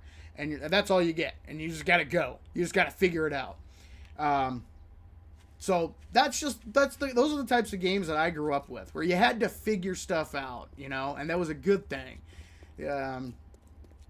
So a lot of the dumbing things down and hand-holding elements that they add in, I understand why they do it. They're trying to target, a much wider player base and entice new players to give the game a chance. I get it.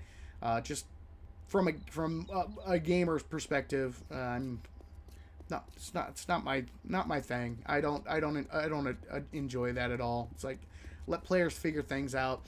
Give them some basic tutorial stuff. That's cool. Show them the basics. I'm okay with that. But once they have the basics down, let them go. Just let them go. All right. Just stopping by to say hello and hope your stream is going well. Well, thank you very much, Ninja. I really appreciate you jumping in and saying hello. It's been a great night, guys. 2 hours in. So far, so good. They haven't gotten rowdy up next door yet, so we're going to keep rocking and rolling here. I'm going to keep going through chat. But, yeah, so far, so good. So far, so good. If they want streamers to stream the game, then they should listen to the players. Yeah. I again, like I said, I've said it before. It is the fun. It is their game. They can make it the way they want to make it.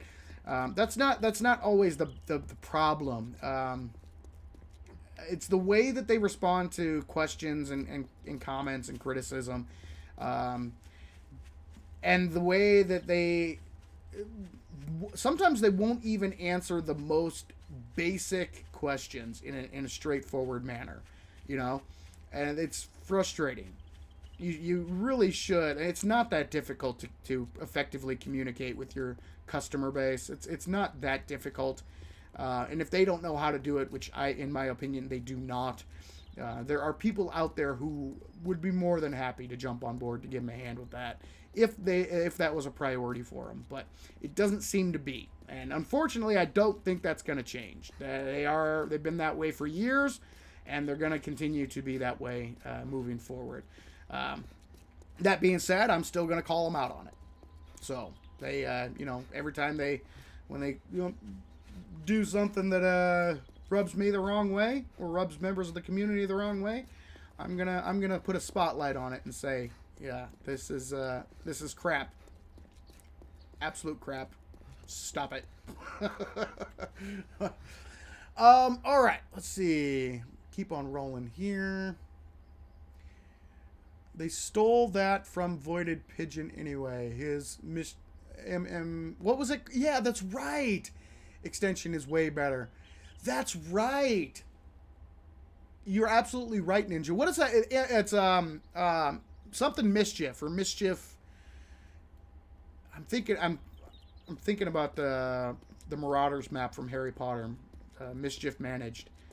I don't know why that's jumping into my head, but it's something mischief, or that's what it used to be. Because I remember you used to stream with that added on, Ninja.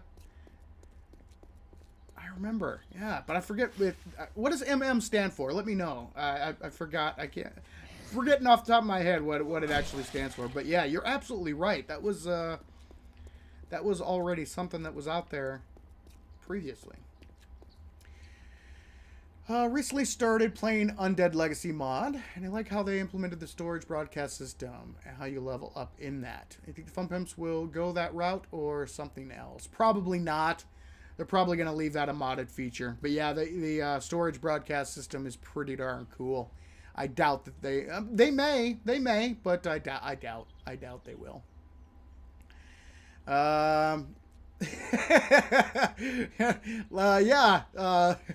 Ninja, I'm not gonna read that comment on stream, but like Snidey says, tell us how you really feel.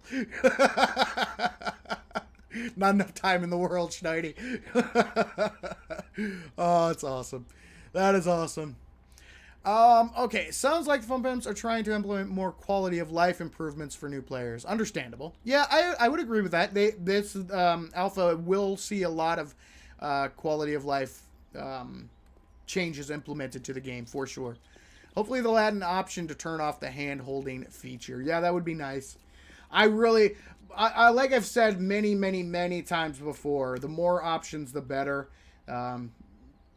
I think that's, especially in a sandbox survival game, you need to give the players the option to turn that kind of stuff off and on as they want. Chase says 7 is getting old. Yeah, yes I am. Yes I am.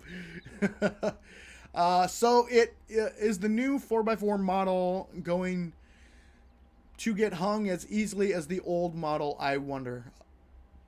Hung up on terrain. That's a good question. I'm pretty sure that they said that they made improvements to how how vehicles will interact with like smaller objects. So they no longer will your vehicle get brought to a dead stop by the smallest of objects or the smallest of terrain changes, that kind of thing. I'm pretty sure they discussed that. So hopefully it will be better in 21, but Time will tell. Time will tell. All right. Let's see. You're going to be that way for the next 20 years of alpha and the next 20 years of beta. I hope it doesn't take that long. I truly believe that we're getting closer to the end game here. I don't think it's going to be, I'm still saying probably alpha 24 will probably be the last alpha. Maybe 23, but more than likely 24. Because on their roadmap, if you want to call it that, they have the 5 items left. They have the bandits, armor, weather. Forgetting there's the Steam Workshop, and let's see, bandits, weather, armor, Steam Workshop, and boy, I don't know. Sorry, guys. I'm forgetting left and right here. But yeah, they've only got 5 things they want to add in to finish things up.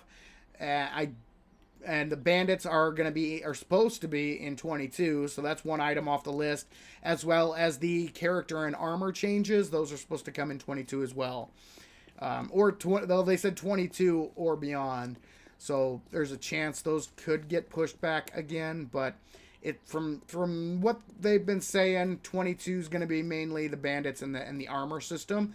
So that would leave weather, the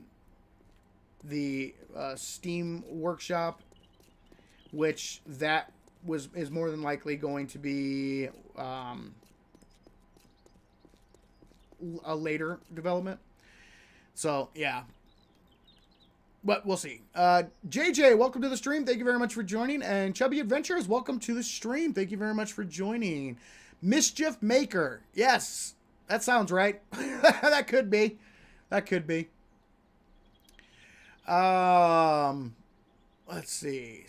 Storytelling environment. Yes, environmental storytelling is going to be a big part of 21. And that's something I'm looking forward to. I love environmental storytelling in video games. Absolutely love it. Will a gyrocopter blow up if it lands weird? That's a very good question.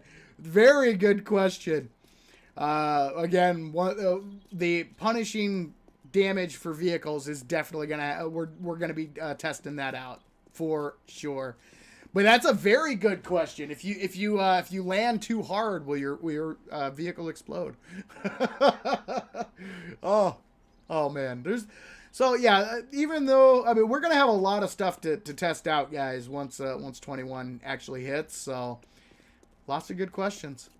Being just me, thank you so much for that super sticker. Appreciate it, man. That is awesome. Thank you so much.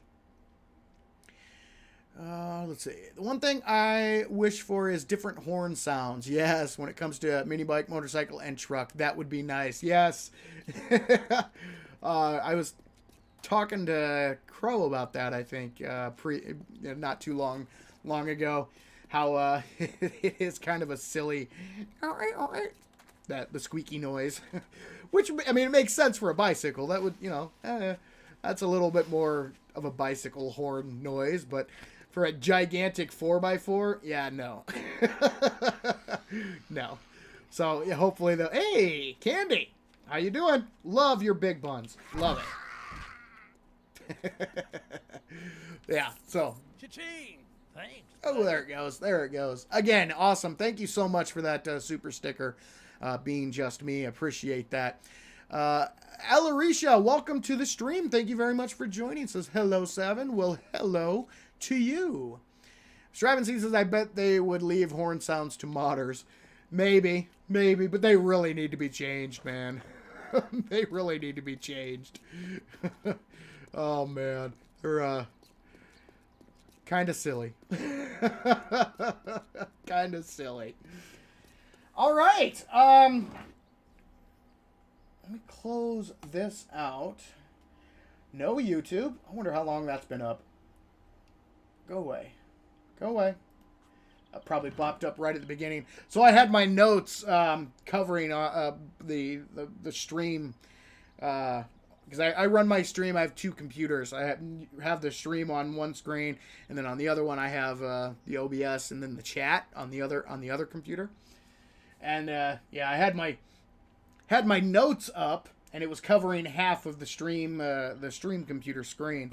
So, of course, YouTube's always jumping in. That would be a great time to put in an ad. It's like, sawed off, piss off. So I wonder how long that's been up there, trying to prompt me to put a put a stupid ad in the stream. Loker, welcome to the stream. Thank you very much for joining. So, guys, I'm gonna open things up. It's still quiet. I'm not hearing any loud noises, so we're gonna keep rolling. If you guys have any questions that you would like me to answer, I will answer them to the best of my ability. So 7 Days to Die, Alpha 21 related, or otherwise, drop them in the chat, and I will do my best to answer those questions. Modders, methinks I'll add a train horn to this truck. Nothing bad can happen, right? Yeah. Let's see. Stravinsky says, also in the dev stream, I saw the semi and trailer model. Yep. In the future, something like that could be made into a mobile base. That would be nice. They did kind of downplay the idea of adding in more vehicles to the game, more drivable vehicles. So we'll see. They did tease that they may, because everybody would love. A lot of people have been asking for like water vehicles, like a boat or that kind of thing, and they did say that they may put the raft in the game. The raft is already in the code, so they may add that to the game down the road. But pretty much the vehicles are what they are. They may add more vehicle mods to the game, but I don't think they have plans on adding any more actual drivable vehicles to the count here. They keep teasing that police car event thing. Yep, absolutely. Cop car stuff confirmed. We don't know exactly what the cop car stuff is, but we just know that there will be cop car stuff for sure. Adding more vehicles is a modder kind of thing, though. Yeah, absolutely. Yeah, there are a lot of mods out there that tackle vehicles in 7 days, and I guarantee that once the game goes gold, that you're gonna have vehicle mods galore for sure. So anything and everything you can think of, you'll probably be able to find a mod for it. Stanley, welcome to the stream. Thank you very much for joining. The reason they make the vehicle so weak could be to force player to get an armor mod, which is likely added to the game in Alpha 21. You could be very, very, because they did say that eventually they would like to add in more vehicle mods. That the set that they released in 20 that wasn't everything. That there were going to be more to come. So it is highly likely that a vehicle armor mod will be one of those mods. That would be a safe assumption. So they have not made any announcements for 21 though. So that might be something added in a little further in to the alpha. So like 21.5 or 21.3 or something like that. They might add that kind of stuff in. But at launch, they didn't make any announcements about any new vehicle mods being added in. But I would fully expect them to add in more mods of some kind to the vehicles, and an armor mod would just make sense. Will body armor change like vehicles, other than a damaged armor display? Will body armor change like vehicles? I'm not 100% sure what you're asking there, Kelly. Will body armor change? They are introducing a new armor system, but that won't be until Alpha 22 at the earliest. But other than damaged body armor display, and yes, in 21 they are adding in the armor damage indicator that'll let you know when your armor has been damaged. But the actual change to the armor system isn't going to come until Alpha 22 at the earliest. Let's see. Being Just Me says, Trucker Buddy and I have plans in case a 7-day situation happens. It involves his big rig. Nice. That's awesome. Art of marketing, or mark making, excuse me. Sorry about that. How do you think is the best way to experiment with the new building shapes? Would you like them all out, or would you just try them as you go? Typically speaking, when I'm building a structure, I go by feel. I'll have like a basic idea in my mind, but and then I'll just kind of go through, like if I have a picture in my mind of what I want things to look like, then I will go through the shapes and try out different shapes to to fit that design. I generally speaking like to keep things when I'm going for like a creative build, I will I'll have a basic design in mind, but I like to keep things flexible and that kind of thing. Oh, will body armor take more damage? I don't know. That's a good question. I'm not exactly sure what the changes to the armor system are going to be like. I do believe we are in store for quite a big change to that system. But what it's actually going to look like, I'm not 100% sure on that. Okay. Let's see. Anything new going on with the drone? Nothing announced. Hopefully they fix it because it's a buggy mess, and it has been since they released it. Excuse me, guys. Hopefully they do at least fix the current bugs, but adding more to it, they haven't announced anything like that. Unbound Lopez, welcome to the stream. Thank you very much for joining. Let's keep on rolling here. Funbin still hoping for a mid-May release for Alpha 21, or are we looking more towards the end of the month? I'm still saying June. They did say that early May is wishful thinking. Late May is more realistic. I personally think it's going to be June, but they have not made any official announcements regarding a release date as of yet. But my best guess, yeah, I'm thinking June makes more sense. There is a new body armor broken indicator above the health bars if you need repair armor. Yes, the new armor condition indicator. It actually will sit right down here. That's where you're going to see it, which is kind of cool. I'm the type of guy, especially when I'm rocking my my set of padded armor. It's not uncommon for me to be running around for days in my broken padded armor. Oh, I love it. So having that indicator will be good for absent-minded people like myself. What do you think the Quest tickets are going to be for? Quest tickets. I'm not 100% sure what you're referring to, Unbound Lopez. Quest tickets. Not yeah, I don't know what that is. Please help me and my friends update a Alpha 21 in the game. Well, unfortunately, there's not much anybody can do for you on that front yet, because Alpha 21 has not been released. Once it is, I will let you guys all know for sure. The drone is so hard to get in game now. I haven't made one since Alpha 20. Yeah, they especially single player, they can be very difficult. They're a little easier in multiplayer because you can specialize, but yeah. The drone availability is going to depend on how they redo the trader system. Yep, absolutely. In Alpha 20, drones are easy to get with a high secret stash. Yes, very true, very true. Yeah, the drones, crafting a drone is one, like in multiplayer, we usually, like the Savins World server, we usually have somebody who goes into that tree so that they can craft them.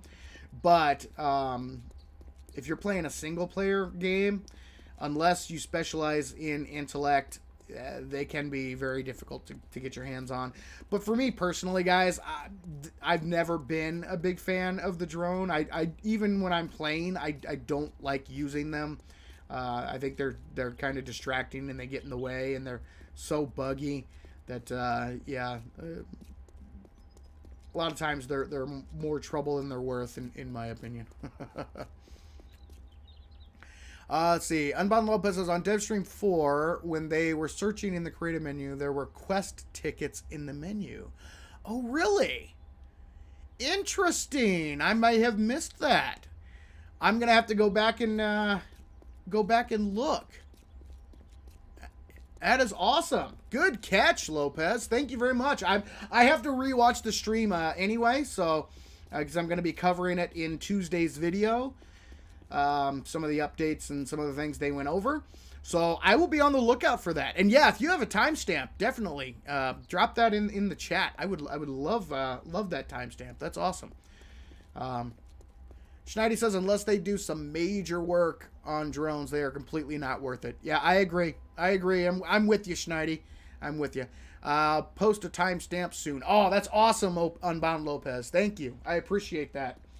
Ooh, that's a quest ticket. Interesting. I'll have to do a little slow-mo and pause action on when I'm watching the stream. Shannon says, I love the drone. Yeah, some people absolutely, yeah. And just for me personally, they're not my thing, but I can understand why some people might like them. I just wish they would work properly because they are buggy. They're just so buggy. Drone does tend to get in the way. Yes, it does. Nothing annoys me more than when I'm building and it just sits in the way, blocking me. Yep. You can tell it to stay put somewhere out of the way. Yeah.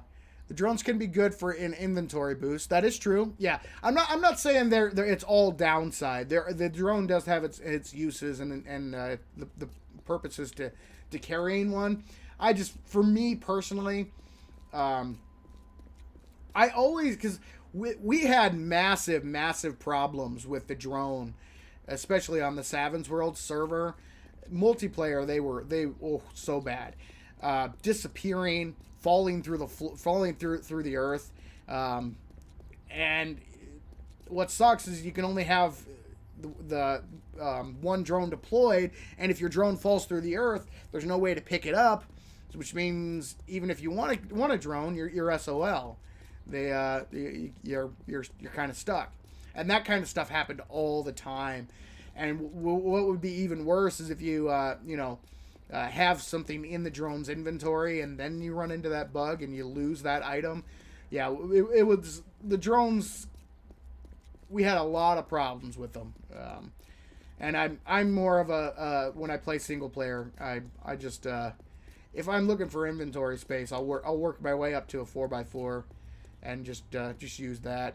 If I can't carry, I mean, yes, I'm a major pack rat, major hoarder, and I try to loot everything, but if I can't transport my 4x4, it doesn't provide me enough space, then I might have a hoarding problem. All right. I do a lot of mining, and the energy boost they give can be a huge help. Yeah. Again, like I said, they do have their benefits. I just don't think that with all the bugs and things that you have to deal with, they can be a pain in the you-know-what. And again, like I said, it's just me personally. I don't, that's not really, I don't find the need to have a drone with me. But they definitely do have, their benefits. That's for sure. That is for sure.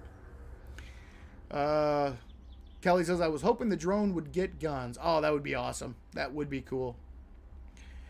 Armathus says, just randomly gets lost and then you watch it fly around somewhere out there. Very bad if it has your food and you're starving. Yeah, exactly right. Very doubtful the drone getting guns. Yeah, I'm with you. I think you're right, Stravenstein. Oh, looks like they're starting, guys. Let me know if you guys, it hasn't gotten really, really loud, but let me know if you guys can hear that coming from next door. My drone is still glitching and duplicating itself. Yep, that happens a lot too.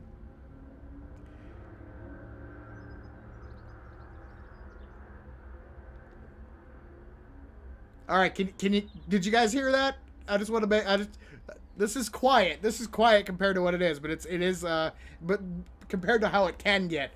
But let me know in chat if you guys heard that when I was not talking. A weapons mod for the drone would be awesome. I hear nothing but you. Okay, all right, cool. So we can keep going here for a little bit then. Excuse me. Sorry about that, guys. Need to be quicker on that mute button. Let's see. Why do the explosive crossbow bolts do more damage than the explosive arrows? And why do they do so little block damage compared to everything else? Good question. Let's go. Let's grab some. We'll take a look at them. Oh. Boop. There we go. Where are they? Okay. Exploding arrow. There we go. And exploding crossbow bolts. Let's find a surface that car revving sound. Okay, yeah, you guys can hear it. Yeah, I live next to an outdoor venue where they hold car races and that kind of thing. So it's it's gonna be getting loud. Look, sounds like there's probably only a couple of cars making their loops out there right now, but yeah, it gets really loud sometimes. So if it gets too loud, guys, let me know. All right, exploding arrow. Oh yeah, yep. Exploding crossbow bolts do a lot more damage. Absolutely. Absolutely. You know, I don't think I've ever directly compared the exploding arrow and the exploding crossbow bolts before. But you are absolutely right. That's why I've always been crossbow over regular bow all the time. So, yeah. Let's keep on rolling here. So as to why that is, I do not know. As for the block damage, that is because these operate more like block damage of 2. Block damage of 2. These operate more like a frag projectile than they do a high explosive. Which would, in my mind, would be like, you know, when it explodes, the metal tip fractures and you know, you have the shrapnel, that kind of thing. So that kind of makes a little bit more sense because it's not as much explodes. There's only one stick of explosive there, and then boom, it blows up and sends the shrapnel flying. So yeah, they're more for entity damage than anything than actual blocks. Let's keep rolling here. I hear actually yes, but that was no louder than the fire mod. I hear that car revving sound. Okay. Droid, welcome to the stream. Shouldn't this dude be complaining about the fun pimps on the forums? I read the forums, but I do not engage in the forums because I believe the forums are toxic. They are awful, awful places. And I get enough hate on YouTube, so why would I subject myself to a place where I know that my opinion is not welcome? I know that they are not looking to have a good faith conversation. That even though I would be presenting questions and concerns in good faith, that I would be more than likely treated with disdain, my concerns dismissed, and talked down to and belittled and all that fun stuff. So yeah, no, I have no interest in that whatsoever. The forums are what they are, and I have no desire to participate in that kind of nonsense. All right, let's see. 7 is allowed to give his opinion on whatever forum he chooses. Yes, exactly right. And I just choose not to participate in the forums because there is no point. Absolutely no point.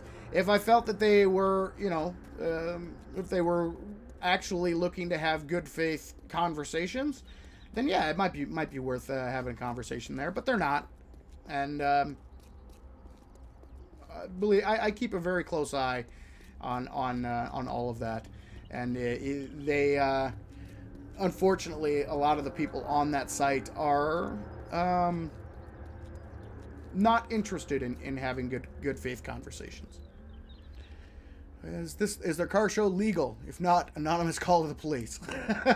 Even if I love car shows, yes, it is actually a legal venue. So let me know, guys, if it gets too loud, and we'll call it a night. Sounds to me like they're doing a couple of test laps. So because it doesn't sound like there's it's not a full full slate of cars on the track right now. So okay. Yeah, so I think this is common. 7 knew it was coming. Yeah, so I'm sure it was breaking some noise ordinance. They would have dealt with it already. Yeah, absolutely. It's a legal outdoor venue, so they have every right to do what they do. It's just unfortunate that they happen to do it during my regular stream time. But you know what? Just gotta adapt to the changes. If you can do one thing to make the game better, what would you add or like more in the game? I would. There's a lot of stuff a lot of the changes that are being made that I don't understand. I understand what they were going for, but I think they were done in a kind of a really silly way.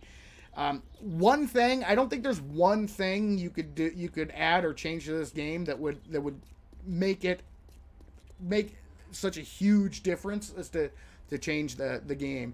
A lot of little things. I'm a big fan. I'm a much bigger fan of the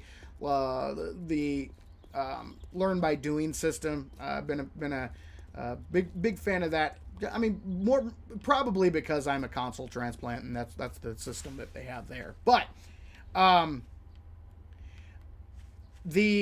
wish they, instead of just totally dumping that system, going to a point-based system, and then now dumping that system to go into more of a hybrid system, I wish they would have just taken time to balance and polish the old system. I think that would have been if I had my if I would have been the one doing it, that's what I would have done. I wouldn't have thrown the baby out with the bathwater. Pretty much, that seems like what they did. I thought the system definitely needed work, but it was overall, like all things considered, system that I liked a little bit better. But yeah, picking one thing, it's tough for me to pick one thing and say this would make the game, that much better. I think because we're getting to the end point, we're getting near the end of development. A lot of the stuff that they have listed, like especially the bandits and the storyline, that's stuff that I'm really excited to see. I wish they would fill out the baton weapons. Instead of just having a pipe baton and the stun baton, I wish they would fill it out. That would be nice. But yeah, other than constantly revamping, really, guys, the only thing that I really want is for them to pick a lane, stay in the lane, and finish the game. That's all I ask. I wish. Because they all, every time they change something or tweak something or revamp something, their excuse is, well, that was just a placeholder system. That was never the intended final target. But at the same time, they never make that. They never say that beforehand, right? Or they rarely say that beforehand. They usually only say that after the fact, once people start making a stink about it. So, yeah, that's really all I really want. Which, if I were being selfish, right? If I really were being selfish and looking at things, you know, mainly from a YouTuber standpoint, I would not be wishing for that. I would want them to stay in alpha and release a new alpha every year from now until the end of time, because that would give me guaranteed stuff to talk about and make videos on for the rest of time. But that, if I were to advocate for that, that would be a lie, because that's not what I want. You know, even though, yes, as a 7 days creator or whatever you want to call me, it would be good for my channel to constantly have updates every single year and constantly have new stuff to talk about. But from a gamer perspective, it's no. You know, the game needs to come to an end. There needs to be development has to be finalized, and the game needs to be released in full. So, as much as I would love to sit here and say, "Oh, I wish they would stay in alpha and go forever," no, I can't say that. Can't say that. So, all right, let's keep on rolling here. Let's see. Isn't affecting stream as of now. Okay, awesome. Background noise at the moment, not really distracting. Okay, if it gets a little bit louder, or, you know, we are about 2 hours and 35 minutes in, so we might make the full 3 hours, but if it gets any louder, we'll cut things off, but we'll see. 2 hours, 4 minutes, 52 seconds. Oh, let me type that down here. Thank you very much for that, for looking that up for me, Unbound Lopez, and bringing that to my attention. 2 hours, 4 minutes, 52 seconds. I am gonna jot that down. Ooh. 2:04:52. Awesome. And that was the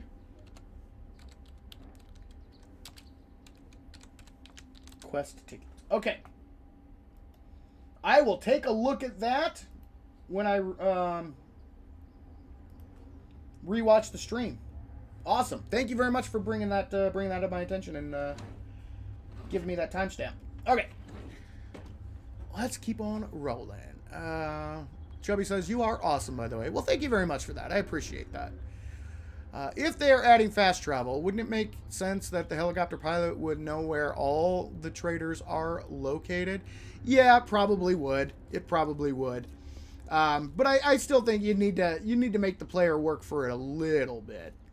Although, you know, if you look at like Skyrim's fast travel, the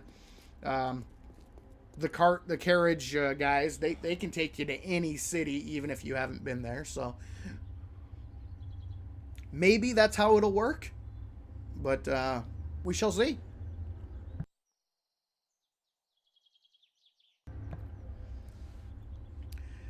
Okay. Pretty soon we will be able to complain about 7 Days to Die 2 development. Perhaps. Either way, 7 Days is a dang good game because it is constantly evolving. Yeah, like I said, I am a big fan of the game. Have been for many, many years and continue to be.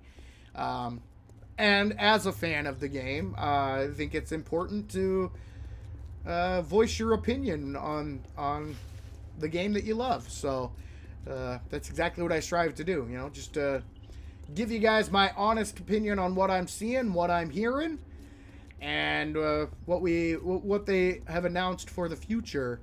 And I will continue to do so for as long as I'm making videos on 7 Days to Die, for sure. What would be the other level to the baton? I can't think of a good weapon for that spot. Maybe a cop baton. Yeah, they could do like a police baton. That'd be one option. Or they could do like a cattle prod or some kind of advanced stun baton, like a. I think in Darkness Falls, isn't there like a plasma baton or something like that? Correct me if I'm wrong, but I think there's something like that. So yeah, a third, some kind of third tier baton would be nice. Would be awesome.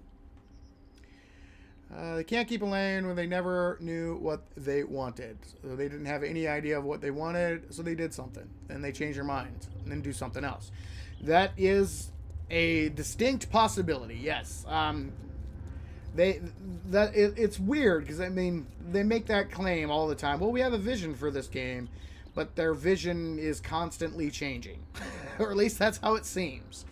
Again, it comes back to the communication. They do not do a very good job of communicating. If there's a vision, they should be able to articulate that vision in a way that doesn't absolutely confuse and confound the fan base, which a lot of these changes and updates do. So, oh yeah, there you go. You could have a cattle prod. There you go. Ronald is on the same page. There we go. Yep. Kind of went through that. They could go the EA route and sell you the same game every year for the same price with updated character names. Yeah, exactly. That, you know, there's a lot to say about the Fun Pimps. You know, a lot to criticize, but on the flip side, it could be a lot worse, guys. It could be a lot worse. But at the same time, that's where, as the fan base, that's where it's up to us to hold them accountable and be like, all right, you know, you're not to this point yet, and we're going to do everything we can. We're going to keep bringing this stuff up to make sure that you do not reach that point. So, there's a lot of stuff that it's, you know, I think it is perfectly okay to criticize the Fun Pimps about. But at the same time, they're not the worst development company out there. There are definitely worse out there. But again, you can't excuse bad behavior by pointing to worse behavior. Bad behavior is still bad behavior, and you need to call it out. So, and I will continue to do so. Also notice the icon on Dynamite is shared on vehicles as well. I'm expecting explosive vehicles. Yes, the vehicles can explode. I'm glad Fun Pimps didn't change into a battle royale mode like some games. Yeah, yeah. Although there are people asking for stuff like that. There are I have seen people on the forums asking for different play modes in 7 Days to Die. So that is not a far-fetched thing to say. I doubt that it's going to happen, but we'll see. We'll see. We all know fast travel is a high-level rogue bonks you in the head and has to drag your body to the town of your choice. Yeah. Yep. Oh, that's awesome. Could be like No Man's Sky. That was horrible when it was released. Oh, yeah. And there's a laundry list of games that are like that. I mean, Cyberpunk, holy crap. Awful. Fallout 76. Oh, man, was that awful.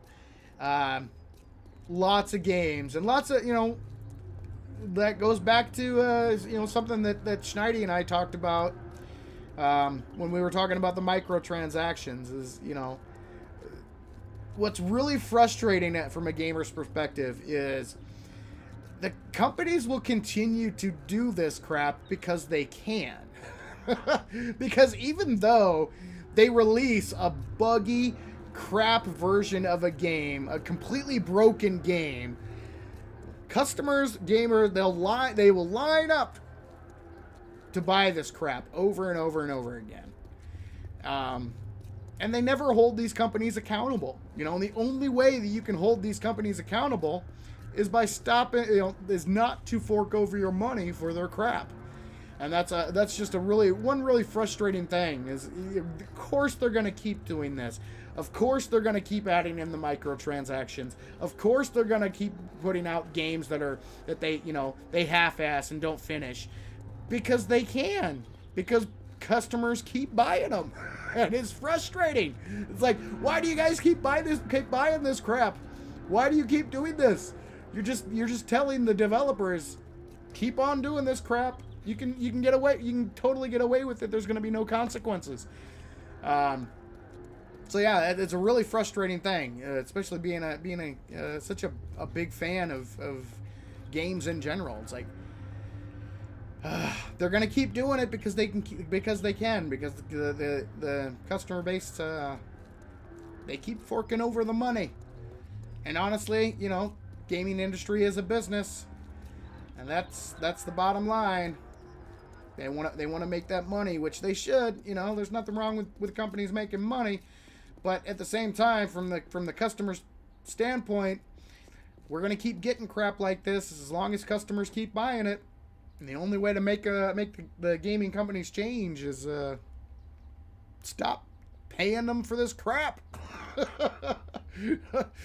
But unfortunately, it doesn't look like that's going to be happening. Things are going to continue to get worse, which is another reason why I really love independent developers. I love the indie games. I love the single game devs are awesome.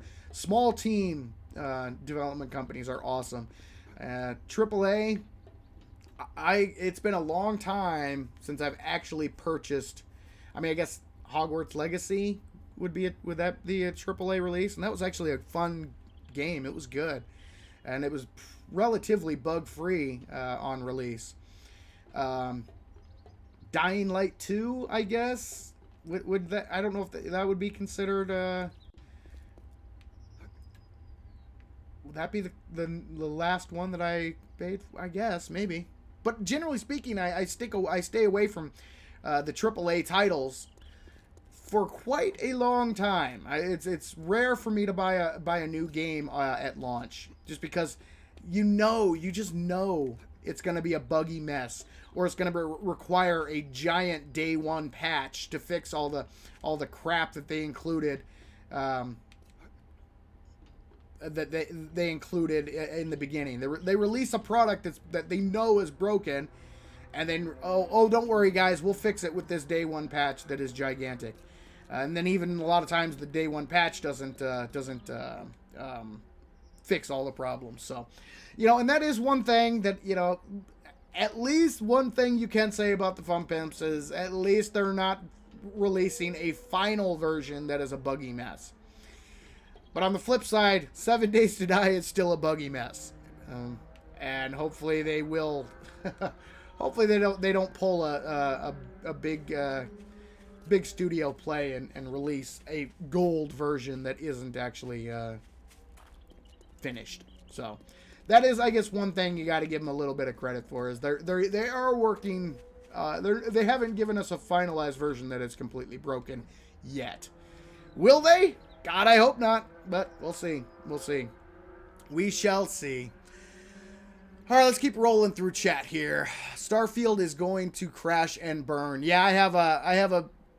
Oh man, I loved, because Bethesda is one of the, and I've got to cop to this fact. I am just as guilty of that kind of stuff by buying the Bethesda games. Every single Bethesda game is always buggy as crap. But yeah, Morrowind, Oblivion, Elder Scrolls, I'm guilty. I bought every single one of them because I'm such a big fan of the Fallout games. Fallout 3, Fallout 4, New Vegas was Obsidian, but still always a buggy mess. And I fork over my money all the time, so I will own a bit of hypocrisy here, but it's just been getting worse and worse and worse and worse and worse. So, yeah, and I don't think it's going to get better, because just my opinion. I don't see it getting any better. But yeah, Starfield, I was really excited, thinking, because it's a new Bethesda IP. I thought, ooh, wow, this could be really interesting, but I have my concerns. Everyone wants to capture that lightning in a bottle when it comes to a game. Very true. I know plenty of people who want LOK remake of another game to this day. Yep, you are absolutely right. Let's see. Snidey says gamers are dumb. We keep excusing broken games as the norm. Yeah, there is no other industry where this is acceptable. Yep, that is true. That's the frustrating part. And again, like I said, I can't say that I am completely blameless, because I've done the thing that I'm saying. Bethesda's a good. Although I will say that I did not and have yet to buy Fallout 76, because I knew that one was going to be a train wreck, just from reports and what I was seeing, and boy was I right about that. So, I'm just as guilty. I've made some purchases that I knew, it's probably going to come out and it's going to be buggy, but I wanted that new Elder Scrolls game, man. So I get it. I'm trying to do better myself, but yeah, I can't. I have got to be honest and claim a little bit of a hypocrisy here, because I've done the very same thing, and it's tough. It's tough to especially when you get so excited. It's something that a franchise that you absolutely love. It's oof. It's tough to resist. Let's see. I learned my lesson with Diablo 3 and spending way too much money on Marvel Heroes. Yeah, I'm really hoping. I don't know. I'm hopeful but pessimistic, if that's possible. It would be nice. It'd be nice to see things change, but hope for the best, prepare for the worst. I don't think it's gonna change. We're gonna keep getting buggy broken game after buggy broken game. Microtransactions are just gonna they're already becoming the norm thanks to mobile gaming, but now they're making their way into console and PC gaming pretty heavily as well, and it's oh man, it's a bummer. What can you do? Game developers turn out something shiny and us gamers gobble it up, even if it is a 5-minute game. That is true. Very, very true. I don't know what size container it stops at. I did clearly see them loot a green ammo container on the stream that then disappeared. So I'm waiting to see which do and don't. Oh, you're talking about the containers, the small loot containers. I believe the one that you're referring to was the special infestation, because all the infestation quests are going to have special loot containers just for those quests. And I think that the green container you were talking about was the infestation quest container. So those will disappear. But generally, the small containers, the trash piles, birds' nests, those are the ones that are always going to disappear. When you're doing a regular clear quest, those special infestation quest containers will not spawn into the POI. Don't think I ever bought a AAA title since when I bought NFS Pro Street in the sale bin. That is awesome. Honestly, I never want 7 Days to Die to be done. I do. I think it. I mean, because it's got to. It's got to. I mean, this isn't a live service game, or at least it's not supposed to be. So they need to finish the game, finalize it, and give us a finished version. It's been in early access for a decade now, and it's that's a long development time, and they need to wrap it up. Which I think we are. Like I said, we're getting to the home stretch. So, but Mr. Worthy, welcome to the stream. Thank you. I don't think I said welcome to you, but thank you very much for joining. I appreciate it. Lidl, I'm gonna say just leave it at Lidl. Welcome to the stream. Thank you very much for joining. Let's see. Are the new trader compounds new POIs or remade old POIs? They completely revamped the trader POIs. So they've updated them all. completely new compounds for all the traders. Starfield is going to compete with No Man's Sky. I don't think it will. I don't know if it's going to be.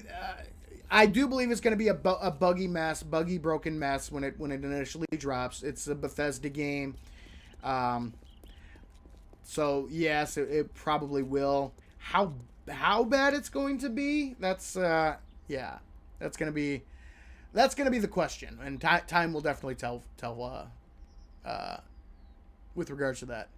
Simon's well being hopeful and pessimistic. That sounds like being cynical. All right, fair enough. Mine was WoW. Started in vanilla and held on to that until BFA. Yeah, that's a lot of people have a similar story. I was a MMO player like way back in the day. I was a fan of EverQuest. EverQuest was my MMO of choice back in long time ago. And then also Star Wars Galaxies. I enjoyed Star Wars Galaxies when it first came out, but I kind of lost my my love of the MMO games along the way. But your story with WoW, I've heard similar things from other WoW players that kind of ruined it for them. Can we focus on the positive? We all love gaming for a reason as well. Absolutely, Nat 20. Absolutely, yes, absolutely. Gaming is my preferred form of entertainment. I also, I don't watch a lot of movies anymore. I used to when I was younger, but I don't go to the movies much at all. I hardly ever watch TV. So, gaming is my preferred entertainment, my preferred form of entertainment. So I absolutely love being a gamer, and hope that I will continue to be a gamer until the day I die. I absolutely love it. So you're absolutely right. There is a lot to be positive about when it comes to video games. So yes, absolutely. You need to move to a different part of your world. All the chickens are dead. They're scared. They're scared. They all ran away. They knew I was in the area, so they vacated. They're like, oh, what we got what, 3 chicken kills this stream? So, and they all ran away. They're scared. We're gonna say they're scared, guys. They know what's up. They know what's up. Weekend, I just feel like all I hear are the bad lately. Yes. That's why, last stream, that's why, I kind of touched on that a little bit. It's important to point out the negative, but it's also important not to only point out the negative. You got to take the good and the bad, and I think especially lately with the past few alphas, just because of what we've been presented, I think a lot of what we're presented, a lot of the changes, that kind of dictates the mood of the fan base. And I even have to catch myself from time to time, not to drown in the negative. It's also just as important to point out the positive and that as well. But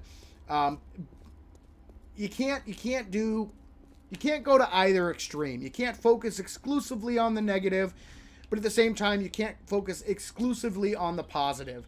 That's just becoming a fanboy, and that's not helpful at all. Just like becoming, the opposite and focusing only on the negative, and that's also not very helpful. You gotta do both. You gotta recognize the good, but call out the bad at the same time. So, in general, not necessarily here with Sabin. Yeah, I get you. I just really got your name wrong. Sorry. Oh, it happens. I get names wrong all the time, Shannon. Oh, they're starting to get louder out there, guys. we are actually getting close to the 3-hour mark. So, let's see. With a type of game not in performance. Starfield is the same type of game as No Man's Sky, basically. Yeah, very similar. You're absolutely right, Stravenstein. All right, guys. We are at the 3-hour mark. They are starting to pick things up at the venue, so I do think I'm going to start wrapping things up. Huge thank you to everybody who joined me in chat today. Awesome. Huge thank you to everybody watching in the background. I appreciate you all. Shannon, Kelly, you guys are awesome. Best mods in the world. I appreciate everything you guys do. Thank you to everybody who left a super sticker, super chat, new members. Oh, cannot convey to you guys all enough just how much that means. It really does go a very long way to ensure that I can continue making the videos and all that stuff. Just to recap again, next week, guys, we're going to be switching to my summer schedule. Tuesday is going to be a video. Thursday will be our stream. Saturday will be the second video. So I'm going to have to, as you can hear, this is nothing, guys. I'm telling you, this is nothing compared to what it could be. So it gets crazy loud. Like, so loud that yeah, it gets bad. So we'll switch things up starting next week. The replay of this stream will be on Savin's World Live on Sunday. So if you missed any of the stream, you can catch up there. It usually goes up about... I usually try to get it at the same time that I post my regular videos. So early, depending on where you are, early afternoon or late in the morning. So be on the lookout for that. I also have another... we're continuing the Project Zomboid Super Soldier series. That starts... I had a new episode this week, and then we're gonna continue that next week on Savin's World Live as well. So, yes, I'm gonna have to think about a published date for that though. Now that I'm switching things up, the race doesn't affect the stream. Not yet. But I'm telling you guys, right now there's only like 1 or 2 cars out there. When it's an actual race, yeah, this is nothing compared to how loud it actually gets, unfortunately. So. Yeah, it gets bad. It gets loud. Oh, it's crazy. I had a blast tonight, though, guys. I'm looking forward to Alpha 21. We'll see what it has in store for us. As soon as we have a release date, I will let you all know. And then I will let you know what I have planned for the streamer weekend, because I've got some exciting stuff on the horizon. Stuff that I think I've got a good approach this time around, so we'll see how it is. Again, guys, if you haven't yet, make sure and hit that like button. If you're new to the channel, make sure and hit subscribe so you can stay up to date with all things 7 Days to Die. But for now, this is Savin saying thank you, ladies and gentlemen, for joining me in Savin's World. And remember, the average gamer is always king of the hill on the bell curve. Have a great night, guys, and I will see you next time.